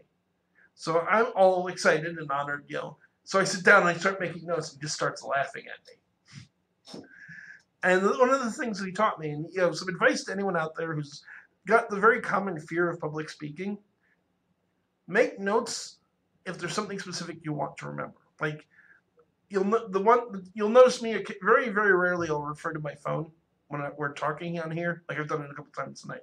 If I need to remember a specific date, if I need to remember a specific verse in the Bible, I'll look it up. Or if I have advanced warning, like tonight we were supposed to have a guest, so I didn't do any of this. Yeah. I'll write down, Galatians 1:12, whatever, as a Bible verse. I'll write down dates, names, factual information my brain sometimes has trouble holding on to. Other than that, I do not use written notes for my speeches at all. Especially when I do my intro to the paranormal speech at conventions, I have never in my life had written notes for it. I never will. When I do my history of spiritualism, I've done it enough times. I know the factoids I need to hit on, so I don't need written notes for that. Same with the voodoo lecture. Most lectures I do, I don't use notes. And if you know your subject well, and you don't need to refer a lot to specific dates, times, places, if you're doing a very history-based lecture, you need notes, because you need to know, well, okay, you sound like an idiot if you say the Battle of Hastings happened in the 15th century, when I don't remember off the top of my head when it happened, but I know it was closer to like the 11th. Yeah. It was like 1099. Yeah, which would be the 11th century. Yeah. The very end of the 11th century. Very end. But it's 1099 is the 11th century. So I was right in my educated guess. But if at all possible, don't use notes if you need to for the facts you need to remember. Don't write your speech in advance. Especially if you have to write your speech in advance, especially if you're taking a class and they insist you do it, don't read it. Do not. The worst thing you can do in giving a public speech, in my opinion, if you want to be a good public speaker, do not sit there reading off of a piece of paper. That's actually what they basically tell you. If you're not taking the normal speech course, even here at Mercer County, they have another one that's called human communication. So it's like half lecture, half speech class, and they actually integrate it together. So it's not constantly you're giving speech after speech after speech, but they focus on the more finer points of actual eye contact. Oh yes, making sure you're understanding and reading your audience and things like that. And that's a very helpful class, even if you have all your masters and everything, but you've never actually had to present. There's a lot of very smart people that can't give a speech to save their life. Yeah, No, it's they can't. helpful. Oh, speaking of speeches and the fact that I just remembered, we're not going to be doing a show for Thanksgiving, but we're both going to be speaking live. We're going to be live Iron at Iron Garden and up in Newark at QXT's on the 24th. So if you're in the area, New Jersey, come and check us out. Kevin's doing a thing on spirits, and I'm going to do my a very short version of my vampires and folklore. Yeah, check it out. If you are following us on Facebook, I'll put information up on the Paranormal Encyclopedia page. If you're not following us on Facebook, look up Paranormal Encyclopedia on Facebook. Yes, and you'll like that because I keep a current schedule of guests up there. which is getting updated all the time as I add new people. I put lots of other notes and things like that, and I'll put appearances like this, so you get all that information about where this is, when it is, links, etc. But it's Iron Garden QVT, and they do the vampire. It's gonna be it's their vampire night. Yeah, if you look up Vampire Night, Iron Garden on the internet, you'll find it. They do have a Facebook presence as well. Oh yeah, they're pretty. We shared it around. I'm really quite looking forward to it. It should be a lot of fun. Yeah, it's a good group of people. It's a lot of fun. I've been up to there a couple of times. If I had been thinking, I would have invited Adam X to come on to promote it. That's what I thought. I thought you were going to do, but I meant to. It was one of those mental disjoint things. Yeah. Maybe next time. Yeah, because I'm sure I'll be there again. Yeah. And you'll be there again. One or both of us is going to be there again. Hopefully they'll like me and they'll want me back. I think and if they do, I'm sure I'll come back. Yeah, I think they will. But come hang out, say hello. Brian will be selling his books. Yes. So you can come get them autographed by the author. Please. And you come and ask us questions and make fun of us in person. Yes. So I did promise I was going to give you the other reason I have use this name for the show. Yes. So, ironically enough, without knowing that I got teased about it in high school, Lou used to tease me about being a walking encyclopedia of the paranormal when I was on the show. Because the thing, and one of the reasons that Lou and I worked very well together as a team, is Lou was a student of Ed Lorraine Warren's. He was actually the last student Ed would teach before. First he retired, and then sadly, of course, Ed fell ill and then passed away in 2006. And Lou was the last formal student he taught. So Lou had practical experience. I didn't. He'd been in houses, he had seen poltergeists, he had seen people possessed in part of exorcisms. Where I have more experience now than I did then, by all means, but I didn't work with Ed and Lorraine. I didn't do some of the utterly insane cases Lou did. But where I actually realistically beat him most of the time was folklore, mythology, legends, theology. I knew it better than he did, and he acknowledged that. But because of the fact I knew it so well, and he could bring up some obscure Egyptian deity, and I could go, oh, that's so-and-so, and they just all look at me a little funny, because why do you know this obscure thing? Yep. That's actually one of the reasons. He would tease me about being a walking encyclopedia. That's actually one of the reasons why I liked hanging out with you originally, was because you were so knowledgeable about stuff, and you could pull these bits of information out and just recite it. Like me, I know stuff generally, but my recall is very bad. Like, I'll remember the general gist of something, but if I try to explain it to somebody, or the details or whatever, I lose it. I have to look it up. I have to write it down and have it in front of me. So yeah, it's something I kind of admire. Thank you. I appreciate that. Is the ability to just spout off and have all of these facts marshaled and stuff. And that was the combination that made us. I mean, that's the thing. It's changed since, because now you have TV shows like Ghost Hunters and things like that. But at the time, there were the biggest radio show in the country was Art Bell's Coast to Coast, which. And then eventually it was taken over by Wesley Strieber, and that was taken back over by Art Bell. And somebody else is doing it now. They made the chance once or twice since then. But it was a paranormal talk show. But what made us different from Bell was a commentator. He was like most radio talk show hosts. He had investigators and UFO abductees and all of that on his show. He didn't go out and do it himself. Lou and I actually walked the walk as well as talked the talk. We had actually done investigations. I remember, and I was very jealous of Lou for this, that we had a Bigfoot expert on the show, Robert something or other. I forget his last name. But the Bigfoot expert took Lou out Bigfoot hunting in Ohio. Nice. We had... And the thing is, we did the show for 10 years. We interviewed everything under the sun. Alien abductees, psychics, exorcists, people who'd been possessed by demons, people's houses were haunted by demons, people who'd written books about the Holy Grail, actors. One of my favorite interviews, we had Bruce Campbell on. Really? Yeah, really nice guy. Oh yeah, no, I've heard so many awesome things. I want to meet him. And again, when we put this video up on my YouTube page, when I get a chance, I'll put links to it in the description. But if you go on YouTube right now and look up Amityville Horror Week, Lou Gentili, we spent a week dedicated to the Amityville horror case. We had George Lutz, Kathy Lutz, Chris Lutz, all on the show to talk about what happened to them in that house. How that happened is actually a funny story in its own right. Because, see, there was a book that came out in the early 2000s called The Night the DeFeos Died, written by a man by the name of Rick Osuna.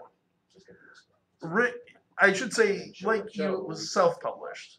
But unlike you, he really needed a professional editor. Yeah. It was full of, like, basic...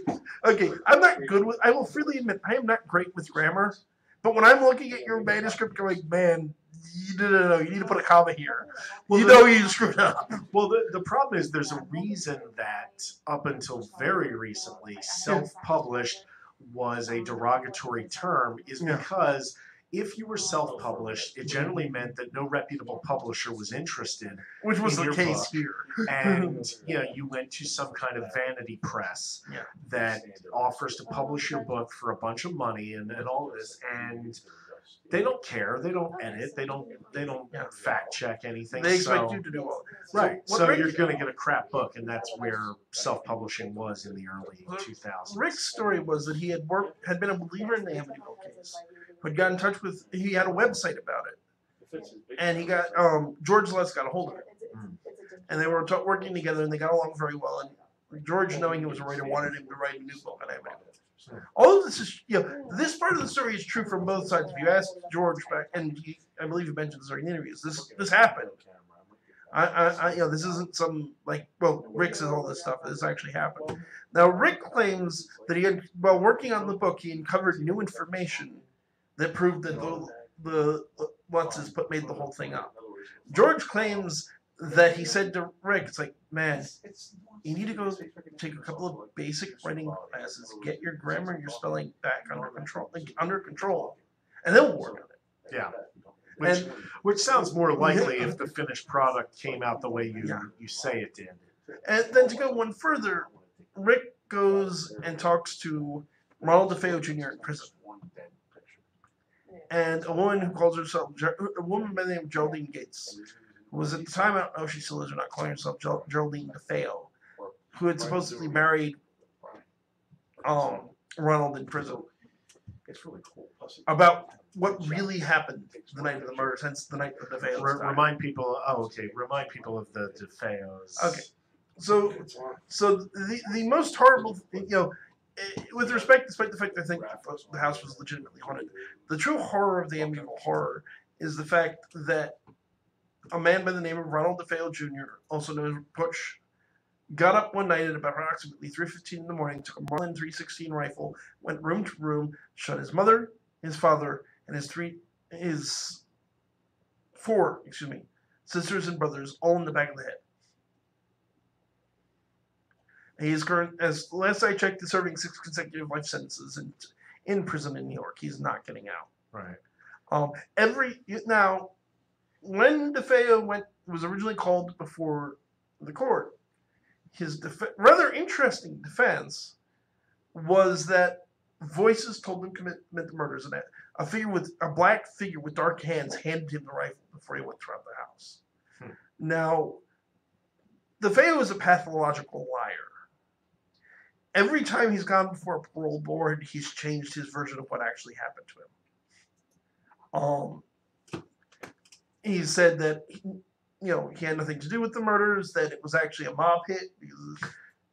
And in fairness, there were some rumors at the time before the murders, that the DeFeo family was connected to the mob because they had run a sort of sketchy auto repair shop. There were rumors, he claimed his sister committed all the murders. He claimed that he killed his mother and father, and then his sister killed all of his sisters and brothers, and then he killed his sister.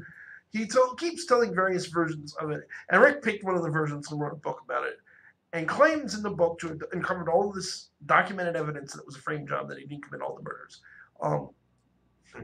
Yeah, if you read the book, he doesn't have a whole lot of actual documentation in the book. I did research, and this is what I found. Well, great versus research. Well, he shows you pictures of, boxes full of paperwork. This proves what exactly? Yeah. I can take a box full of papers too. That doesn't mean it's papers meaning anything. I have boxes full of paperwork at home right now. And here specifically, in relation to his new information about the Amityville horror case, the haunting part of it, either he had never heard any of the skeptic stories before, or he's lying, because pretty much he repeated a bunch of stuff that Stephen Kaplan and other people had been saying about the case for years. Go ahead, I'm sure you can still find the book on the internet somewhere. If you don't believe me, go ahead and look it up yourself. Nothing he reports in the book is new or earth-shattering. Anyway, he had been working at the time, before he decided to write his own tell-all book, with the History Channel, who was doing a special about the case. He'd been working with George. And we had him on to talk about his book. And we had a pretty good impression of him. He seemed like he was one of those people who knew how to present himself, like he knew what he was talking about. Yeah. So we said, we don't agree with the haunting. We have some respect for what you're saying. And then all of a sudden, George Lutz is emailing us saying, no, this guy's full of it. I want to set the record straight. Kathy's emailing us. The guys from the History Channel are emailing us. The guy from, I forget his name, but the first reporter to show up on the scene of the murders, who actually was a good friend of both Ed and Lorraine Warren and Stephen Kaplan through the whole event. All these people came out of the woodwork to say, no, we want to tell our side of the story. And we turned it into a week about Amityville. So there you go. It worked out well. And you can hear that on YouTube if you're interested. It's a remarkable situation, and definitely we're gonna have to get into it in more detail. I don't necessarily want to do that tonight. But I will say this. Listen to George, Kathy, and Chris tell their story. Those people are afraid. George and Kathy have since passed away. Those people are still afraid of what happened in that house. You can also find, it used to be on Netflix, I don't know if it still is or not, My Amityville Horror, which is Danny Lutz, one of the other three. There were 3 children in the Lutz family. Chris, Danny, and Kathy? No. Katie? I don't know. And a daughter. And Chris came on our show. Danny did his documentary. The daughter, as far as I know, hasn't done a whole lot. You'll hear stories like, oh, well, they admitted that it was a hoax. No, they didn't. If I had enough money, I'd offer a standing bet, because I've had people, there's a video on YouTube where one of the kids openly admits the whole thing was a hoax. If I had money, I'd offer a cash prize to anybody who could find me that video. I don't have money, so this is not a cash prize situation. But if anyone can find that and message me on Facebook, or you can email me at kevinm.paranormalencyclopedia@gmail.com and produce a link, produce a video, produce some hard evidence that any member of the Lutz family ever said it was a hoax, I'll have you on the show. It's the least I can do. Sure. That would be interesting. I'm not holding my breath on that one, to be completely honest. At any rate, so I worked with Lou until his death and if anyone's wondering, because I have seen people ask from time to time, he died of colon cancer. During my work with Lou, I got introduced to my other great mentor, who was a man by the name of Joseph Brose. Joseph Brose was an ordained minister, and one of the most remarkable men I ever met. He was a minister, he was a professional magician, he was a geologist who had worked with the U.S. Geological Survey, had been many places, done many things. Anyone out there who's listening, whoever saw the lectures I did up to like 3-4 years ago at any Jeff Mock events will remember the priest that was always hanging out with me. That would be Father Joe.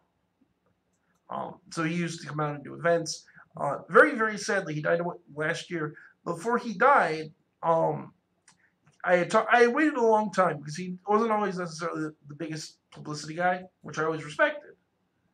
But I said to him, like, Father, I'd love to have you. I know you probably will say no, but I'd love to have you as an interview on the YouTube channel. He'd agreed, and then like a month later, before we could get anything figured out, is when he fell ill, and then he passed away. Because I'll tell you, the man was something to see, and a lot of fun. And basically, when Lou died in 2009, he asked that I keep doing. he knew. I sadly did not get to see him the day he died. We knew when it was going to happen. I didn't have a car at the time. I had a friend of mine coming from Long Island to try to give me a ride down to see him one last time, and he died while she was still in New York. She didn't even get out of the city yet. All right. But I had seen him a couple of times before he died in the hospital. I actually appeared with him on his last TV appearance, which was Darren Brown Investigates the Ghost Hunter. You can find clips of it on YouTube as well. You may even be able to find the whole thing, I'm not certain. But it asks that I keep doing what he did. I keep it going. I continue to do investigations. Delaware Valley Demonology Research Group he founded is still a thing. And you can find it at demonologyresearch.webs.com. If anyone out there listening to all this has spiritual problems in your home, look me up. I'm happy to help. And Lou, the other thing that Lou did was he was big on education, big on making people aware of the fact this stuff exists and that there's something you can do about it. Because there's a lot of misinformation in the paranormal community. There's happily he's fallen out of the prominence he once had. But there used to be and there probably still is a guy by the name of Dave Oster, who ran the International Ghost Hunter Society, who proclaimed that everything out there in the spirit world is just a human spirit. And no matter how bad the activity in your home was, there's nothing, no exorcisms could work, no blessings could work. You just had to learn to live with the spirit. And that's horse manure. I'm here to tell you that's horse manure. And making people aware of the fact that it exists and there's help. There's hope. This is, no matter how crazy what you think is happening in your house is, there's a way out. And making people aware of that is why I'm here. There are people listening to me right now, and this is not any bit of psychic ability on my part. This is just me knowing people who think I'm crazy. I don't care. I really don't. If only one of my listeners hears this and takes something useful away from it, I'm good. Especially if the rest of you are still listening, because you know what? If you listen to me and believe me, or you listen to me and you think I'm crazy, you're still listening. They're all here for me. Yeah. That's why when I look at comments when I put videos up on YouTube and things like that, I'll get I get my share of hate comments and hate mail, and usually my answer is, "Thanks for the view." Yeah. Well, like they say, any publicity is good publicity. I hate to be harsh about it, but ultimately I don't care. It's like, if you want to listen to me because I think I'm nuts and I make good radio, cool. I'm happy with that. You're listening. If you think I have a point, cool. I'm happier. But I've told the story before about the house where the woman committed suicide because she couldn't put up with what was going on in her house. If you're ready to tell a woman like that it's all in her head and that she just needs to get over it, which apparently many people did. Yeah. People told her that. People tried putting her on psychiatric medications. It didn't help. That's why I don't care. I care what people think to a point, but for the most part, I'll keep doing what I'm doing as long as people are willing to listen. And probably I'll keep doing it even if they don't. Cool. I think that's a good place to. We're almost at 8:30. Yeah, so. Random, you actually have some extra time since the next guy isn't here. Why don't I give? We do, but if you were going to do the interview of me, I'd rather do it another time when I'm prepared. No. This was kind of dressed better. Do you have any questions you want to ask me? I'm trying to think. I think I slipped a few in, but as far as interviewing, this was the easiest interview ever because you pretty much interview yourself. I barely had to prod or whatever, but I think I've now heard most of it, and you told a lot of it. Few things that I didn't know. I mean, I could keep going for hours and hours more. I'm sure you could, but I want food. Yeah, exactly. Gene and Beth, do you have any questions? No, they're asleep. Oh boy. They fell asleep. I can go for hours. If you don't, that's cool. I just figured I'd ask. You want? What? Kev, I can go for hours too. By the way, yeah, it's just the DJ in me, I guess. But my one question is, do spirits and energies actually attach themselves to certain objects? I've heard that question years and years and never got an answer from it. My answer is probably yes, because it's energy, but I don't know. Is that true? It's absolutely true. Can you explain to me why? It's a bunch of different reasons depending on the spirit. You ask a good question, Gene. Thank you. Anyone who was wondering, that's Gene, our station owner. There we go. He's a great guy. Give it up for him. Yes. Tell my wife that, please. I'm sure she's listening. Let me address Gene's question because it's a good question. Yes, objects absolutely can be haunted. It's usually a couple of ways. By far the most common is the same way that houses get haunted. A person dies if an object's very important to them. Sometimes they hang around that object. There's nothing more or usually some sort of emotional attachment might very well be like the weapon that killed them or something of that nature. Although I don't know that many stories of that. But it's an object of great sentimental value that the spirit ultimately haunts. The other way is that objects that are used in satanic or other devil worship practices or other forms of black magic can become, just like the Bible, Christians have holy water and holy salt and holy oil and rosaries and other things that are blessed and touched by the hand of God. The reverse also exists. So is that more faith-based, or in actuality, is that really, like, in other words, if that energy is in that object, when you go and use that object or pass it on, technically that energy's still in there until you get it removed. Is that right? Yes.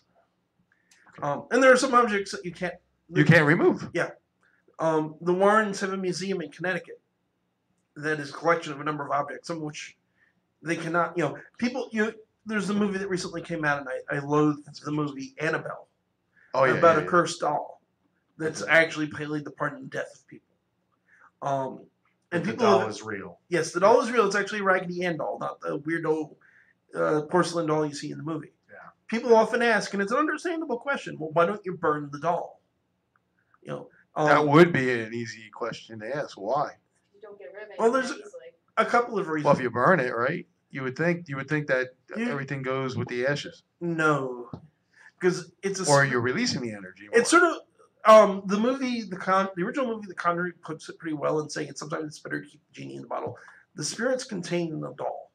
If you destroy the doll, the spirit has left the doll. You didn't destroy the spirit. Spirits can't be destroyed.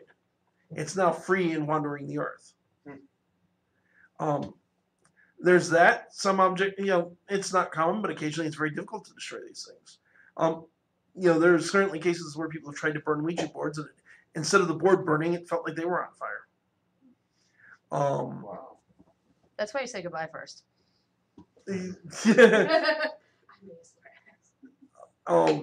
You'll also find a lot of the times, especially with occult objects that have been used in satanic rituals, ones the Warrens have, ones other investigators have. Sometimes somebody got involved in Satanism, did some really stupid things, and eventually they got themselves out of it. They don't want to do it no more. They became Christians, they became whatever, pagans, they became whatever. But when they cast the ritual, when they did the curses, they imbued their own energy and the spirits into that object. If you destroy the object, the energy is going to come back at them. And it's not going to be positive. So you keep it locked away so that they don't have to face this person who's turned their life around and become a better person. Doesn't have to, almost like a karmic sense, I suppose. They don't have to pay this debt for the mistakes of the past. Did you have something to add, Beth? I was gonna say that would actually. Okay, because the thing is, you keep saying satanic rituals, and I'm saying that it's an overgeneralization. I will grant. Yeah, yes, it's a terrible generalization, and I just personally it makes me twitch. But going along with your example, I will go along with your example for something I would like to point out is that just because you hold on to it and the person passes, that energy can then get, if somebody later on in the family tree, say it was your grandfather or something. Yeah. Doesn't know what it is, they start using for day-to-day things, and things start happening. One, that's bringing down your penance upon your house because it hasn't been released properly. And those also essentially, it's kind of like an alternator in a car. That's absolutely right, folks. Continue perpetuating that energy, and it becomes essentially a perpetual little ball of energy. However, if it's released at some point, there's a theory with various energy practitioners that there's some things you should just get over with immediately. And the sooner it's done, the sooner it's taken care of, and you don't really need to worry about it eventually, regardless of what your afterlife ideals are and things like that. Just get it over now. I would agree with that as well. There are a bunch of these objects that we just destroyed. To clarify, particularly the reason I keep harping on calling it satanic, because is because I'm not talking about mainline magic practice or paganism, and I don't. We're coming towards the end of the show. I don't want to get into a long discussion of the many diverse differences, but I want to specifically distinguish between what I'm talking about, which is black curses and black magic and doing things to harm people, and pagan practices, which I have no issue with. Yep. I am making a distinction because I want to keep it distinct from other pagan practices that do not deserve criticism. Can I just add one small thing onto it? There is a difference between somebody cursing out of vengeance or somebody making karma come to you more quickly. Yeah, absolutely, I agree. There is a difference, but I'm making that differential just for anybody who is not familiar with what you're specifically talking about, the vengeful or vindictive, cursing just for the sake of cursing, or petty vengeance. That sort of thing. Not justice. Not somebody who this person cheated me out of money and also beat my daughter. Yeah. Putting energy out in the universe to make sure they get theirs. That's one thing. Especially because positive practitioners that do that, in my experience, usually it's less, this person, beat my daughter half to death, kill them. It's give them justice. Give back what they've earned. Whereas when you're cursing somebody in the sense I'm talking about, die. Which has made me disproportionate. Not all, and I'm not judging people who don't get that generalistic, but most of the more positive practitioners I met are more about the karmic sense of they've done something wrong. I want them to face justice, not face more than retribution, necessarily outright retribution. Revenge. Or revenge. And I'm not judging people that do it for those reasons. And for any Christian fans out there that are listening, going, wait, no, all cursing is wrong and against God. Yeah, read your Bibles. Read your Psalms. The Bible explicitly makes provision for believers to curse people through God's authority. It's something that, in my opinion, should only be used very sparingly. And I'm very much, if you're going to do it, a fan of the don't pray for retribution, pray for justice. Pray that pray to God or whatever divine figure you choose to pray to, let the person face justice, the person face the consequences of what they did instead of wishing death. Let the divine being decide what's just, especially because of emotion. Again, I'm not faulting people that just choose to get more specific. That's my personal opinion on the matter. And there are people that get more specific that are still quite reasonable people that aren't doing things in a negative way. And even the Bible provides much more harsh and specific retribution curses.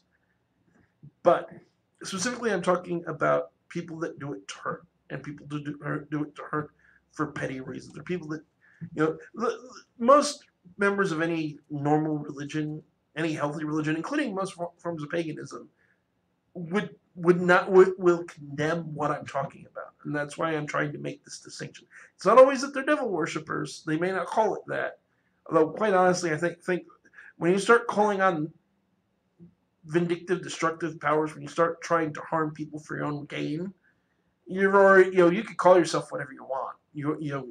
You're serving the same master, whether you call them Satan or not. And biblically speaking, it says you'll know a tree by its fruits.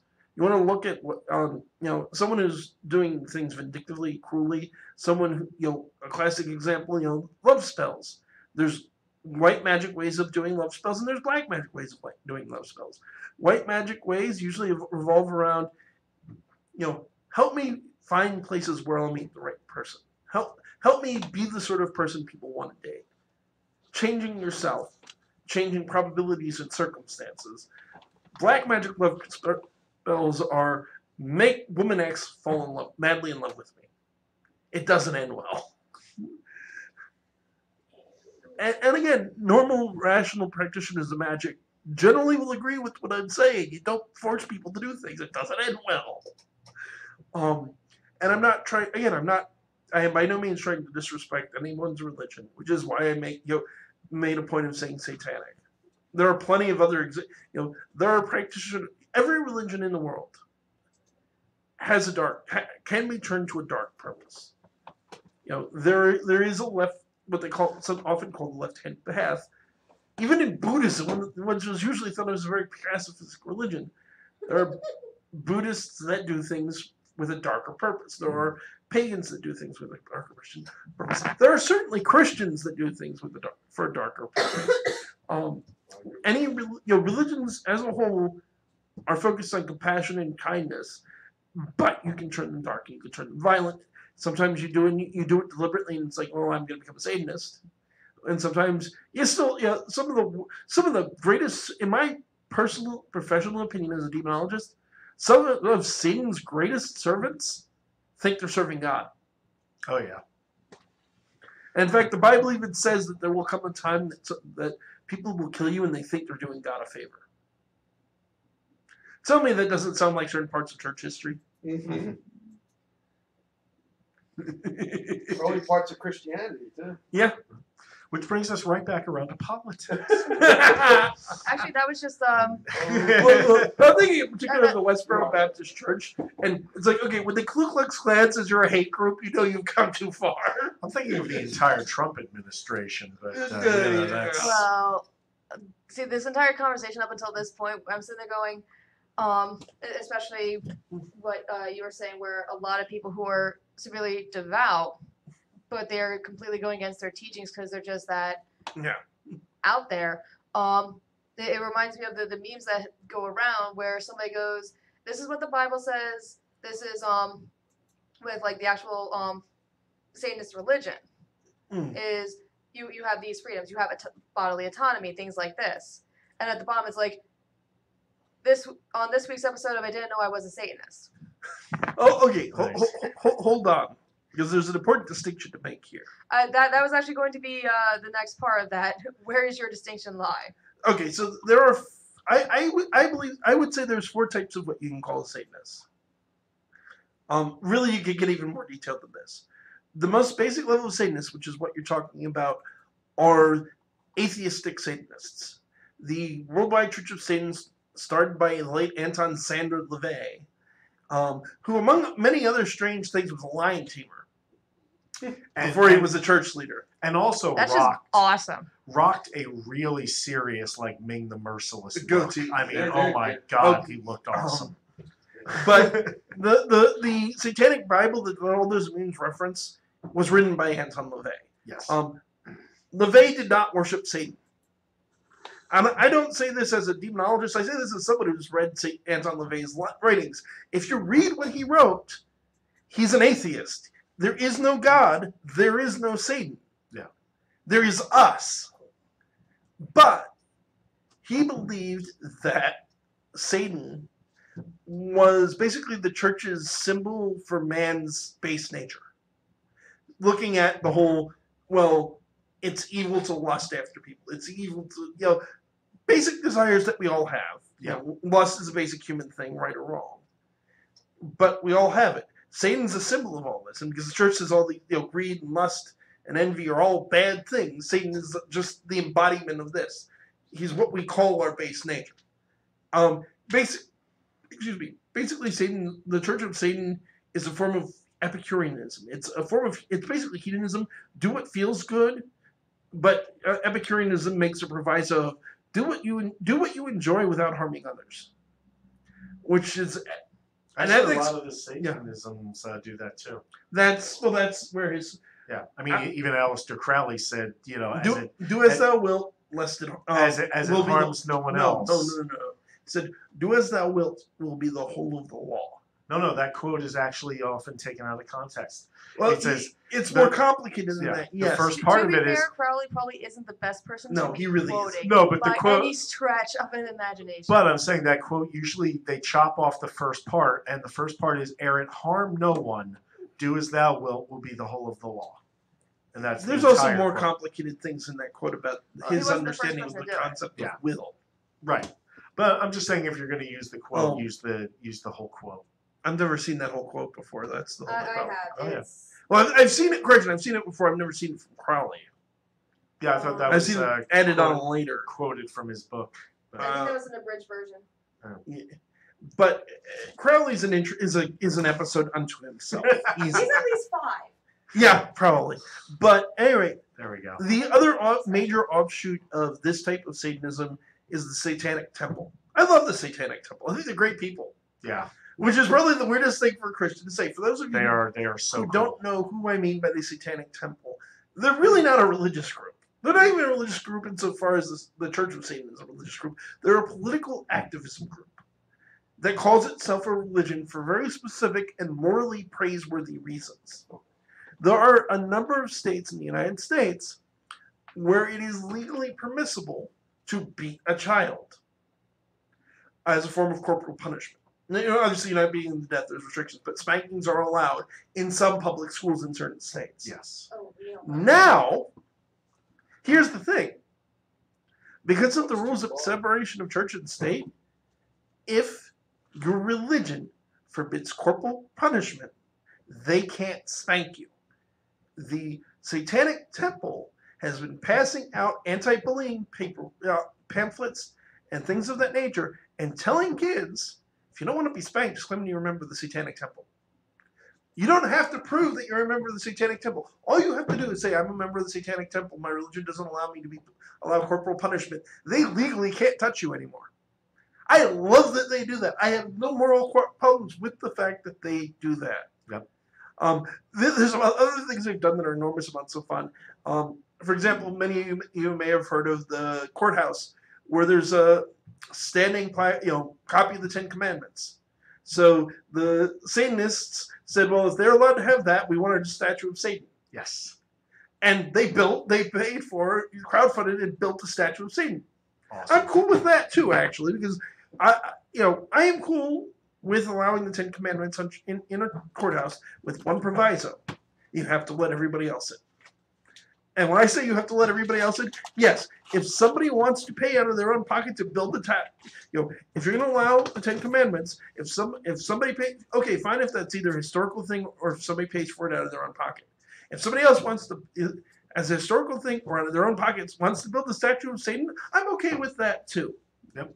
Because the government is allowed to have religious, government officials are allowed to have religious beliefs. They are not allowed to favor religious beliefs. If you treat everything equally, you're being fair. Yeah. Freedom of religion means freedom for all religions. Yep. Just like, people will say, we don't want religion taught in schools. I want religion taught in schools. When I say that, people will sometimes ask me, do you mean just your religion? No, I don't. I mean every religion. Comparative religion is a great thing, yeah. In my ideal school system, they would have at least a year-long course that every student was required to go through. They went through every single one of the major religions and taught as accurately and objectively as possible their religious beliefs. Yep. Why? Because people are better. The more you know about other people and people that disagree with you, the harder it is to hate them. Yep, that's a great idea. And you know what? Absolutely. I'd also take time and cover the paganism, all the other prominent minor religions, just because education and knowledge is power. And and again, knowledge and being educated and being informed about what other people think is the best cure for bigotry I know of. Mm-hmm. It's hard to hate somebody you understand. I would support this class. I know plenty of people who would support this class. Just about everybody I know will support this. Well, here's the thing. I'm going to say right now, Except for the South. there is one particular book, series of books, or rather author, who will not be allowed in those studies, and that's because as much as you complain about Dan Brown's research, or your lack thereof, I'll do you one better. Silver Ravenwolf. She is terrible. Oh yeah. She's terrible. I'm not arguing with you at all. I'm really not. Wait, also L. Ron Hubbard. No L. Ron Hubbard. No Scientology frickin' is not- Scientology. That's not a religion. I'm But- sorry. You know, and that's why we're going to talk. Scientology was made on a bet. Exactly. It's a frickin' thing the science It was fiction a author came bet up with. between him and Robert Heinlein. But to get back Yeah. to Satanists, so there's your first type of Satanist. I largely have no problem with this. I'll give you an example of why. A few years, like 10 years ago or so, there was a kid who told one of the priests in the Church of Satan that he wanted to kill, go out and murder a bunch of people in the name of Satan. You know what the priest did? He got a hold of the police and told them they do not condone or support illegal activity at all. And if you tell them that you're going to commit a crime in the name of Satan, they will report your rear end to the cops. And I approve of that. I think I wish the Catholic Church would follow suit. That's a whole other discussion. But I find their philosophy more than a little silly, just because do whatever you want, but don't do this. But I morally don't take issue with them because of the fact that for the most part they tend to be relatively moral people. So moving on from that type, you have the second type. I like the Church of the Spaghetti, flying spaghetti. Oh, I love this. Flying spaghetti monster, may his noodly appendage touch you all. so awesome. But moving on to the second, there's two, like I said, there's 4 types of Satanism, in my opinion. So moving on to the other two, or two of them are interrelated, which is what more properly is called demonolatry or devil worship. These are people who actually worship the devil. These people are not always, because there's an actual official Church of Satan that actually worships Satan. Except they worship Satan as he first manifested to man in the form of Set. I think I lost. Which is the Temple of Set. And they actually they're not they're an offshoot of the Church of Satan, but they actually acknowledge the existence of a spiritual being they call Satan. For the most part, they lost a connection. I don't know. Why don't you try Misha's mic? What are you doing? What happened? One of the things The got. microphone went out. Yeah, I think a cord disconnected. Yeah. Can you hear me? Yeah. Yeah, you're fine now. Okay. But, I can't hear Fix it. myself. I'll but- fix it when you're done. So Sorry. anyway, there are the public versions of this that are both again. I'll say as well of Anton LaVey. The reason he calls himself a Satanist, even though he doesn't worship Satan, is mostly to annoy Christians.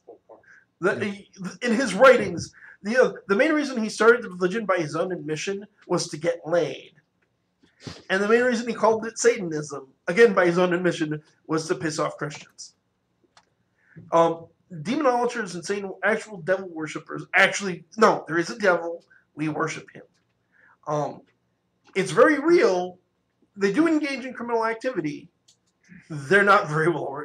There's this idea of a massive underground satanic cult secretly ruling the world. No, cults exist. They do engage in criminal activity. They probably occasionally, there are groups that are not technically Satanists but worship evil spirits that actually are organized crime, like the Matamoros cult we were talking about earlier. Yep. But worldwide networks that secretly rule the government, there's no evidence of that. The massive satanic panic of all of these day school, preschools and things like that, where children were sexually abused in the name of Satan, that didn't happen either. But I will say as well, while there's certainly a percentage of people that actually worship the devil, most of them are teenagers. And the majority of teenagers who worship the devil, their understanding of the occult and Satanism comes chiefly from 2 sources. One is B-grade movies, and the other one is heavy metal album covers and music. The great irony of which being, well, by no means all, the vast majority of heavy metal musicians, no matter how much they hype it, don't actually worship Satan. No, I mean there is a type of like satanic metal or. But even a lot of those don't actually worship Satan. Right? No, it's an act. It's for Black Sabbath. Oh God, yeah, no, none of them were. Didn't worship. Ozzy Osbourne are not actual devil worshippers. Nope. They never were. Even Marilyn Manson is probably the most famous satanic musician. He's not an actual Satanist. No, he's more of like a pagan, if anything, from what I understand. I forget the name. But there is a Manson is a Manson. That is all I'm going to say. Well, we can put up a poll if we want to see who says what about that. I forget the name, but there was an actual, I want to say, Swedish death metal band that actually worshipped Satan and actually committed human sacrifice and dragged the body around to a bunch of their shows. Some of their members were actually involved in a number of church bombings and things like that. But this is not the rule. This is the exception. Yeah. But teenage Satanists tend to be by far the most dangerous because they have no bloody idea what they're doing. They're just a bunch of kids who got together and decided it'd be fun to torture and kill animals in the name of the devil. And not often, but occasionally they move on to other kids. Again, not organized, sporadic groups. There are people. I just saw a comment on one of my YouTube videos that no, there's a gigantic satanic conspiracy secretly ruling the world. Like, I actually deleted the comment because they wound up using some profanity and like. I don't care if you disagree with me on my YouTube channel, but be respectful and keep it clean because of it being a public forum. But it's like, if I had responded, my response would be, your evidence for this would be, because there isn't any, and the reality is, again, yes, there are groups of Satanists, there are large groups of Satanists. There are certainly devil worshippers within the military and in the government in various places. You want to know where you find a lot of them as well? Organized religion. Yep. And that's been true throughout history. The whole the Black Mass everybody talks about, that was originally performed by Catholic priests. Although originally it wasn't in homage to Satan, it was actually an attempt at a love spell. But yes, hanging the cross upside down, using holy wafer that was made out of human urine and semen. This actually happened during the reign of Louis XIV. It was actually an attempt to cast a love spell on people. It was not devil worship.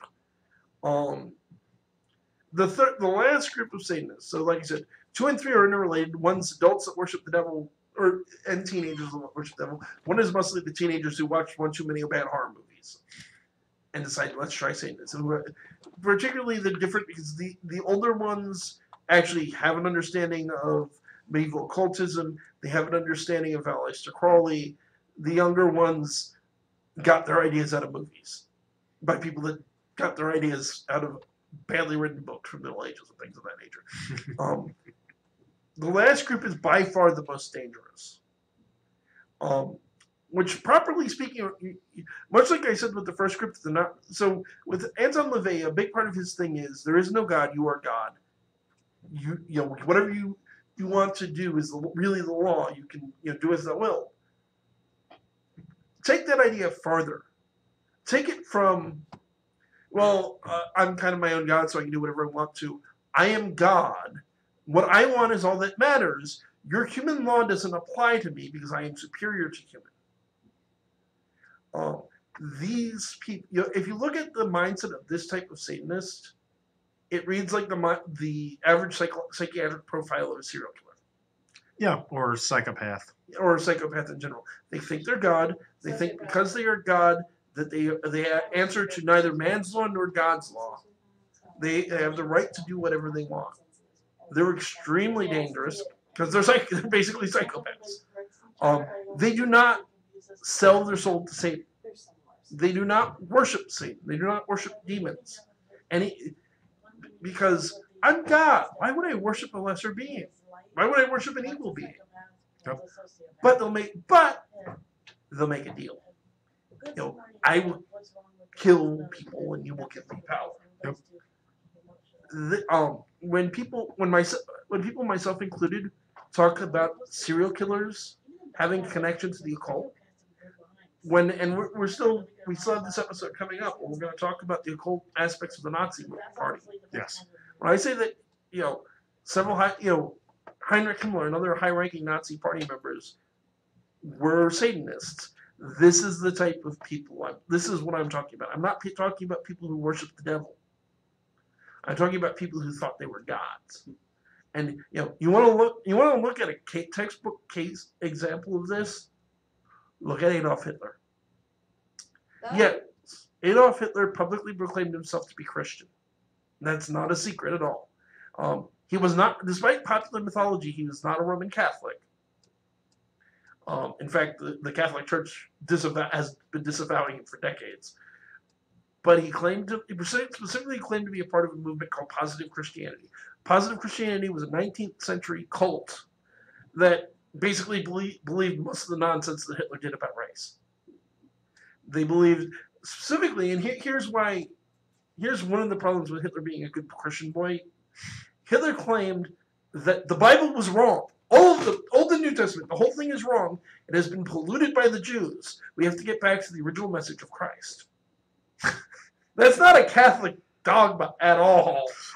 I'm sorry. The pagan in the room has an issue with this too. FYI. I'm not surprised. Well, I just love the irony of it is that specifically the New Testament is wrong because it's been polluted by the Jews, as opposed to the Old Testament that is the Jews. The Old Testament was completely dismissed, but he dismissed the New Testament. Oh my God, just hilarious. The Messiah is a Jew, sir. It's essentially like what the argument would be is like, but wait. But he wasn't. He was an Aryan. Hitler claimed that Jesus was Aryan, which is ridiculous and non-biblical. Yes, no, they love that whole and the whole Aryan thing. Better yank her hair out of here. The Aryan thing is a whole nother subject because that's a corruption of a bunch of occult. There's definitely there's a very strong occult influence on the Nazi Party.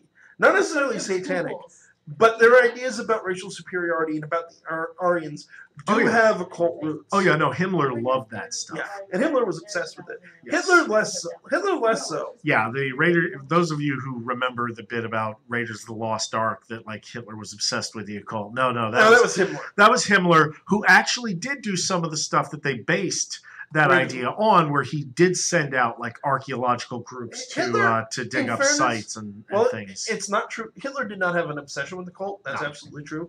Hitler did have an interest with finding those objects for political, not because he thought they had magical powers necessarily, but because if he could say, I'm carrying around the spear that pierced the side of Christ. I'm carrying around the Ark of the Covenant. Oh yeah, he understood the political. He was all for stuff that he thought would be helpful. The problem was Himmler's guys generally believed that. They went out and they dug up a bunch of stuff that was like, oh look, there's these old German artifacts of like it's a clay bowl, and Hitler's like, that is of absolutely no use. You are wasting my time. Well, the thing you run into with Hitler as well, they commonly connect him with the Thule Society, which was a German occult society prominent in the 1930s. And a number of high-ranking members of the Nazi Party, including Hitler himself, a friend of his was friends of his were members. Yeah. But there's no evidence he ever attended a meeting, for one. For another, he kicked the entire Thule Society out of Germany. Yeah. And outlawed them and sent the ones that stayed in Germany to the camps. Mostly because he had an inherent, and same thing with Freemasons for that matter. Hitler had an immense inherent distrust of secret societies. Oh yeah, well he was a paranoid. But here's the thing: if they're not working for him, they're working for they're somebody against else. him. The Jehovah's Witnesses got in a lot of trouble for similar reasons because they refused to accept Nazi superiority. They were sent to the camps. Mm-hmm. Ironically, they were sent to the camps with the ability to just sign a piece of paper renouncing their faith and be let out. Yeah. Which they didn't do, but they were actually given an out. But the thing with Hitler is, one, yes, publicly and in Mein Kampf, he talks a lot about Christianity. He talks a lot about Jesus. But if you look at quotes from Goring, if you look at quotes from Himmler, if you look at quotes from, what was his, do you remember Hitler's secretary's name? Bormann. If you look at Martin Bormann. He was a piece of work, too. All the quotes that these people made from Hitler about Catholicism and Christianity in private, he wanted to eliminate Christianity in the long term. He was there's ample evidence that he was using Christianity to manipulate people, just like he used social Darwinism to manipulate people. Mm-hmm. He used genetics, bad genetic research. He used German mythology. Yep. He used the he borrowed some operas of of Richard Wagner. Yes, he loved Wagner. Yeah, because Wagner was a racist too. But he used all of these things to manipulate people, and I personally believe that he used claims of being Christian to manipulate people because the majority of Germans were Christian. The majority of them at the time were Catholic. Oh, sure. And if he came out and said no, the Bible's wrong, people wouldn't listen to him. He had to worm his way in, and when you look at psychopaths and sociopaths, and he qualified as one, if not both, they tend to mimic socially acceptable behavior. Absolutely. And most of them mimic being religious. A lot of them really aren't. Well, I mean, they think they're God. It's a tried and true thing. I mean, most politicians claim to be religious. Have to pretend to be religious whether they are or not. They have to be seen at church. They have to, play the game regardless of their personal beliefs. And here's the nail, in my opinion, the nail in the coffin to the idea that he was Christian. There is a prayer that we have found paperwork on, records of, that was given out to members of the Hitler Youth in the various schools in Germany, styled on the Christian Our Father to Adolf Hitler. Yep. Christians don't do this. No. Well, any kind of separate religion is eventually going to be a threat to a fascist state. So any fascist state is going to eventually eliminate or try to eliminate. You're absolutely right. What most historians think, and I'm inclined to agree, is that what Hitler really wanted, he wasn't. Let's be clear. I'm saying Hitler wasn't Christian. I am not saying Hitler was an atheist. He definitely believed in higher powers. He just mostly thought he was one of them. He thought he was the Messiah sent by God to save the world from the Jews, basically. Mm-hmm. He did not acknowledge something greater than him because he was the man. He was the savior. But what he probably wanted is what basically they did in Stalin's Russia, where the social purposes that the church served were absorbed by the state. Yes. Because that's the ultimate form of control. Exactly. And so Hitler understood if you control what people believe, you control people. Mm-hmm. So, before we get too far down the rabbit hole of Hitler, we're not already far down that rabbit hole. Well, that's why I'm saying it's now after 9. We're probably due to wrap up. So maybe talk about next. The next. Let's check first. What did Gene just say before he walked out? Is he going to pick somebody up? Do we need to get off the air? He's going to the bathroom. Okay, he's going to the bathroom. So we'll find out when he comes back how much time we have left. But let's talk about 9:15, guys. Yeah. Okay, so we've got about 12 minutes, which is I agree complete with Brian. A good time to start talking about upcoming schedule. Yes. Next week there is no show. I may do something on YouTube. Probably not on Thursday, just because of the fact that it's Thanksgiving. I'm going to be spending Thanksgiving with my family. Speaking of which. But we all know how that goes. It's an hour of eating and then followed by everybody's watching football. You could probably record something. Football. Exactly. You could probably record something just out of boredom. So that's November 23rd for any fans I have that are not in the United States and you're wondering when's Thanksgiving. So the following week, November 30th, we're going to have Christopher DeCesar on. He is the Ghost Boy Genesio. I'll have to get him pronounced that because I'm pretty sure I just got it wrong. He's a very nice guy that Brian and I and Amisha had the pleasure of meeting at the event that we talked. Karen Kimball Tipper's event that we talked about a while back. Yes. Behind the Veil, that's the name of it. Para X. Para X. But he's going to come on and he's going to talk about the C2D1 haunting. It's a haunting he experienced in the 1980s at his university. It's a really remarkable story. Christopher is one of the most down-to-earth people I've had the pleasure of speaking with. Yeah. And then, what's cool is he's not going to be a call-in, right? Nope. He's going to actually be here. No, Chris, I don't think he's coming in. No, he's in New York. I'm pretty sure he's not coming in. Oh, he's not? Okay. Sorry about that. So the next I thought he was actually coming in.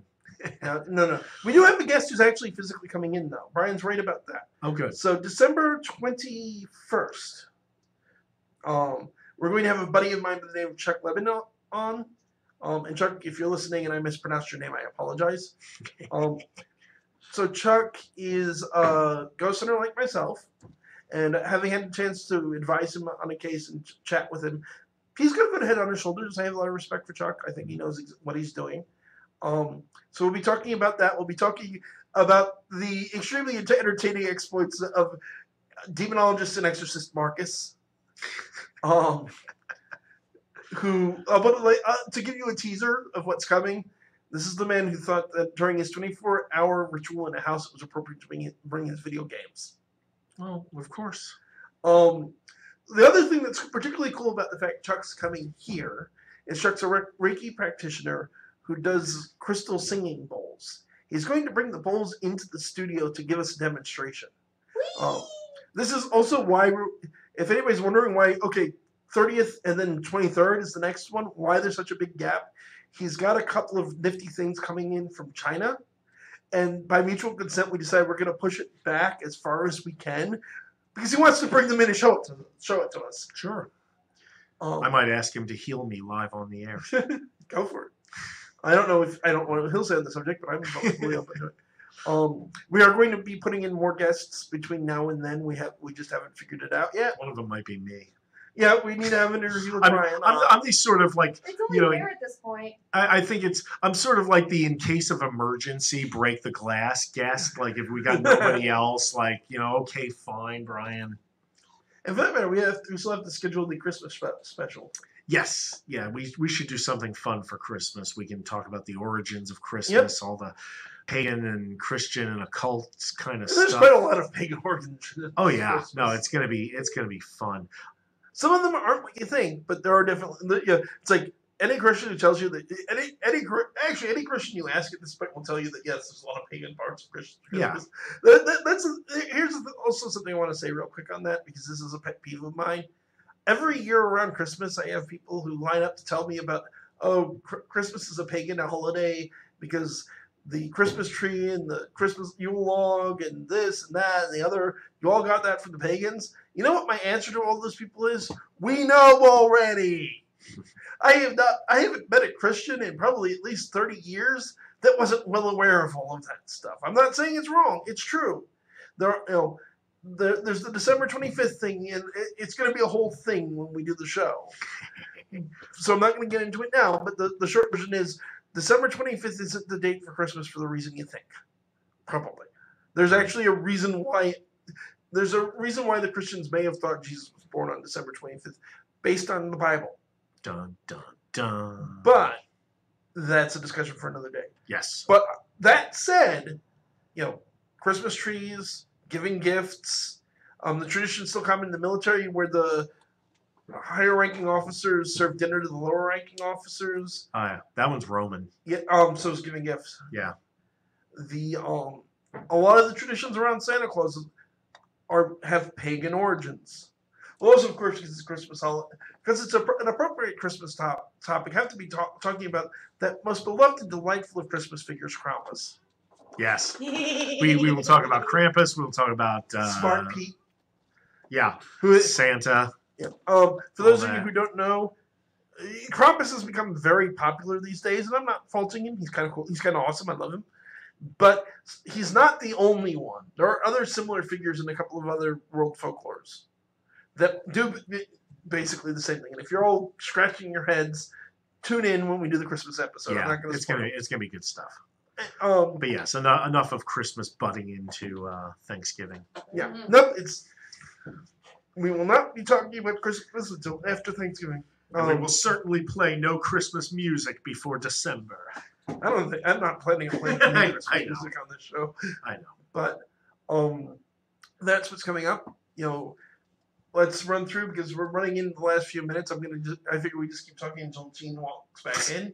Until we get thrown off we're gonna keep going until we get thrown off the air. You know what we need? We need one of those big, like old time vaudeville hooks that they can just drag us off. I can always put you in an hook us by the arm neck and drag us off. Until our budget fits having one of those, I can always just put you in a headlock one time, just drag you off stage. I believe she could do that, so I'm not going to recommend that idea. I think we'd get viewers. So let me just real quick give the Patreon link again. That is www.patreon.com/demonology. www.patreon.com/demonology. We could really, folks. I know I sound like a broken record. Keep in mind it's $80 a show, which is a really good deal. Gene's very good to us. I'm not complaining about that. But it's $80 a show, and it's an hour drive each way for Amisha and myself to come here and do this. We love doing it. It's expensive, though. We could really use the support. Yes. Please. One of the some of the links are for the higher ones for advertising. Your business could be right here behind us in full view for everybody. For that matter, if you can throw us the money, we'll do a live radio ad. Yeah, we'll talk about it and say nice things. I'm sure Gene can record it, and then we can just play it. We'll play it back a couple times for the show, and you'll have an ad. You can write something. Brian and I are both writers. We can write something and perform it for you. Sure. Figure it out. Email me. Patreon.com, Demonology. Look up Paranormal Encyclopedia Patreon on Google if you forget the link. Look up Paranormal Encyclopedia on Google, and you'll find plenty of a lot of it will link back to us. Yeah, and the Facebook page, we post the Patreon to Facebook. Look it up on Facebook, Paranormal Encyclopedia. Look at youtube.com/c/Paranormal Encyclopedia, youtube.com/c/Paranormal Encyclopedia, or just look up Paranormal Encyclopedia. You can find over 100 videos on there, starting 2 years ago before we got on Hamilton, to listen to us to me talking to various people. We tried to have Brian on twice, which never quite worked out. Oh God, yeah! Don't download watch that episode. As much as the audio as is awesome so as Brian bad. is, don't watch that episode. You can't even listen to it. The audio is terrible. I think the next time we have a free topic night, we're going to be doing your interview. Yeah. Or like I said, sometime in December. Well, the next free topic night is going to be December. Just like I said, just give me some warning. We'll give you some warning, so I can actually dress up nice and bring my books in. Well, I'm thinking at this point we'll just formally pick a night in December and schedule you. Go for it, yeah. You'll see on the schedule, Brian McKinley, author. Awesome. That way I can try to share it around and get people to actually tune in. Hey, why don't we just do it the week after Christopher's on? Sure, I'm okay with that. Okay, so the guest after you heard it here first. December 7th. The first guest after Christopher DeCesar will be vampire author Brian McKinley, who will be live in studio. Yes. Strangely enough, it'll be very exciting. I might even bite someone live on air. We're expecting him to chuckle. Put on a tie. I will be putting on a tie. But I think that's going to wrap us up for tonight. We're 2 minutes shy of 9:15. I want to thank everybody for listening. You've always been a great guest. Though I really would love it if somebody would call in one of these days. Yeah. We feel so lonely. But this is Kevin Mears. Brian McKinley. Saying good night and God bless. Okay, you guys are clear. Cool. So it's under outputs or sources? Yeah, just all you gotta do is go back to each one and just shut it off and just click. Never. So where is that? Delta Radio, YouTube.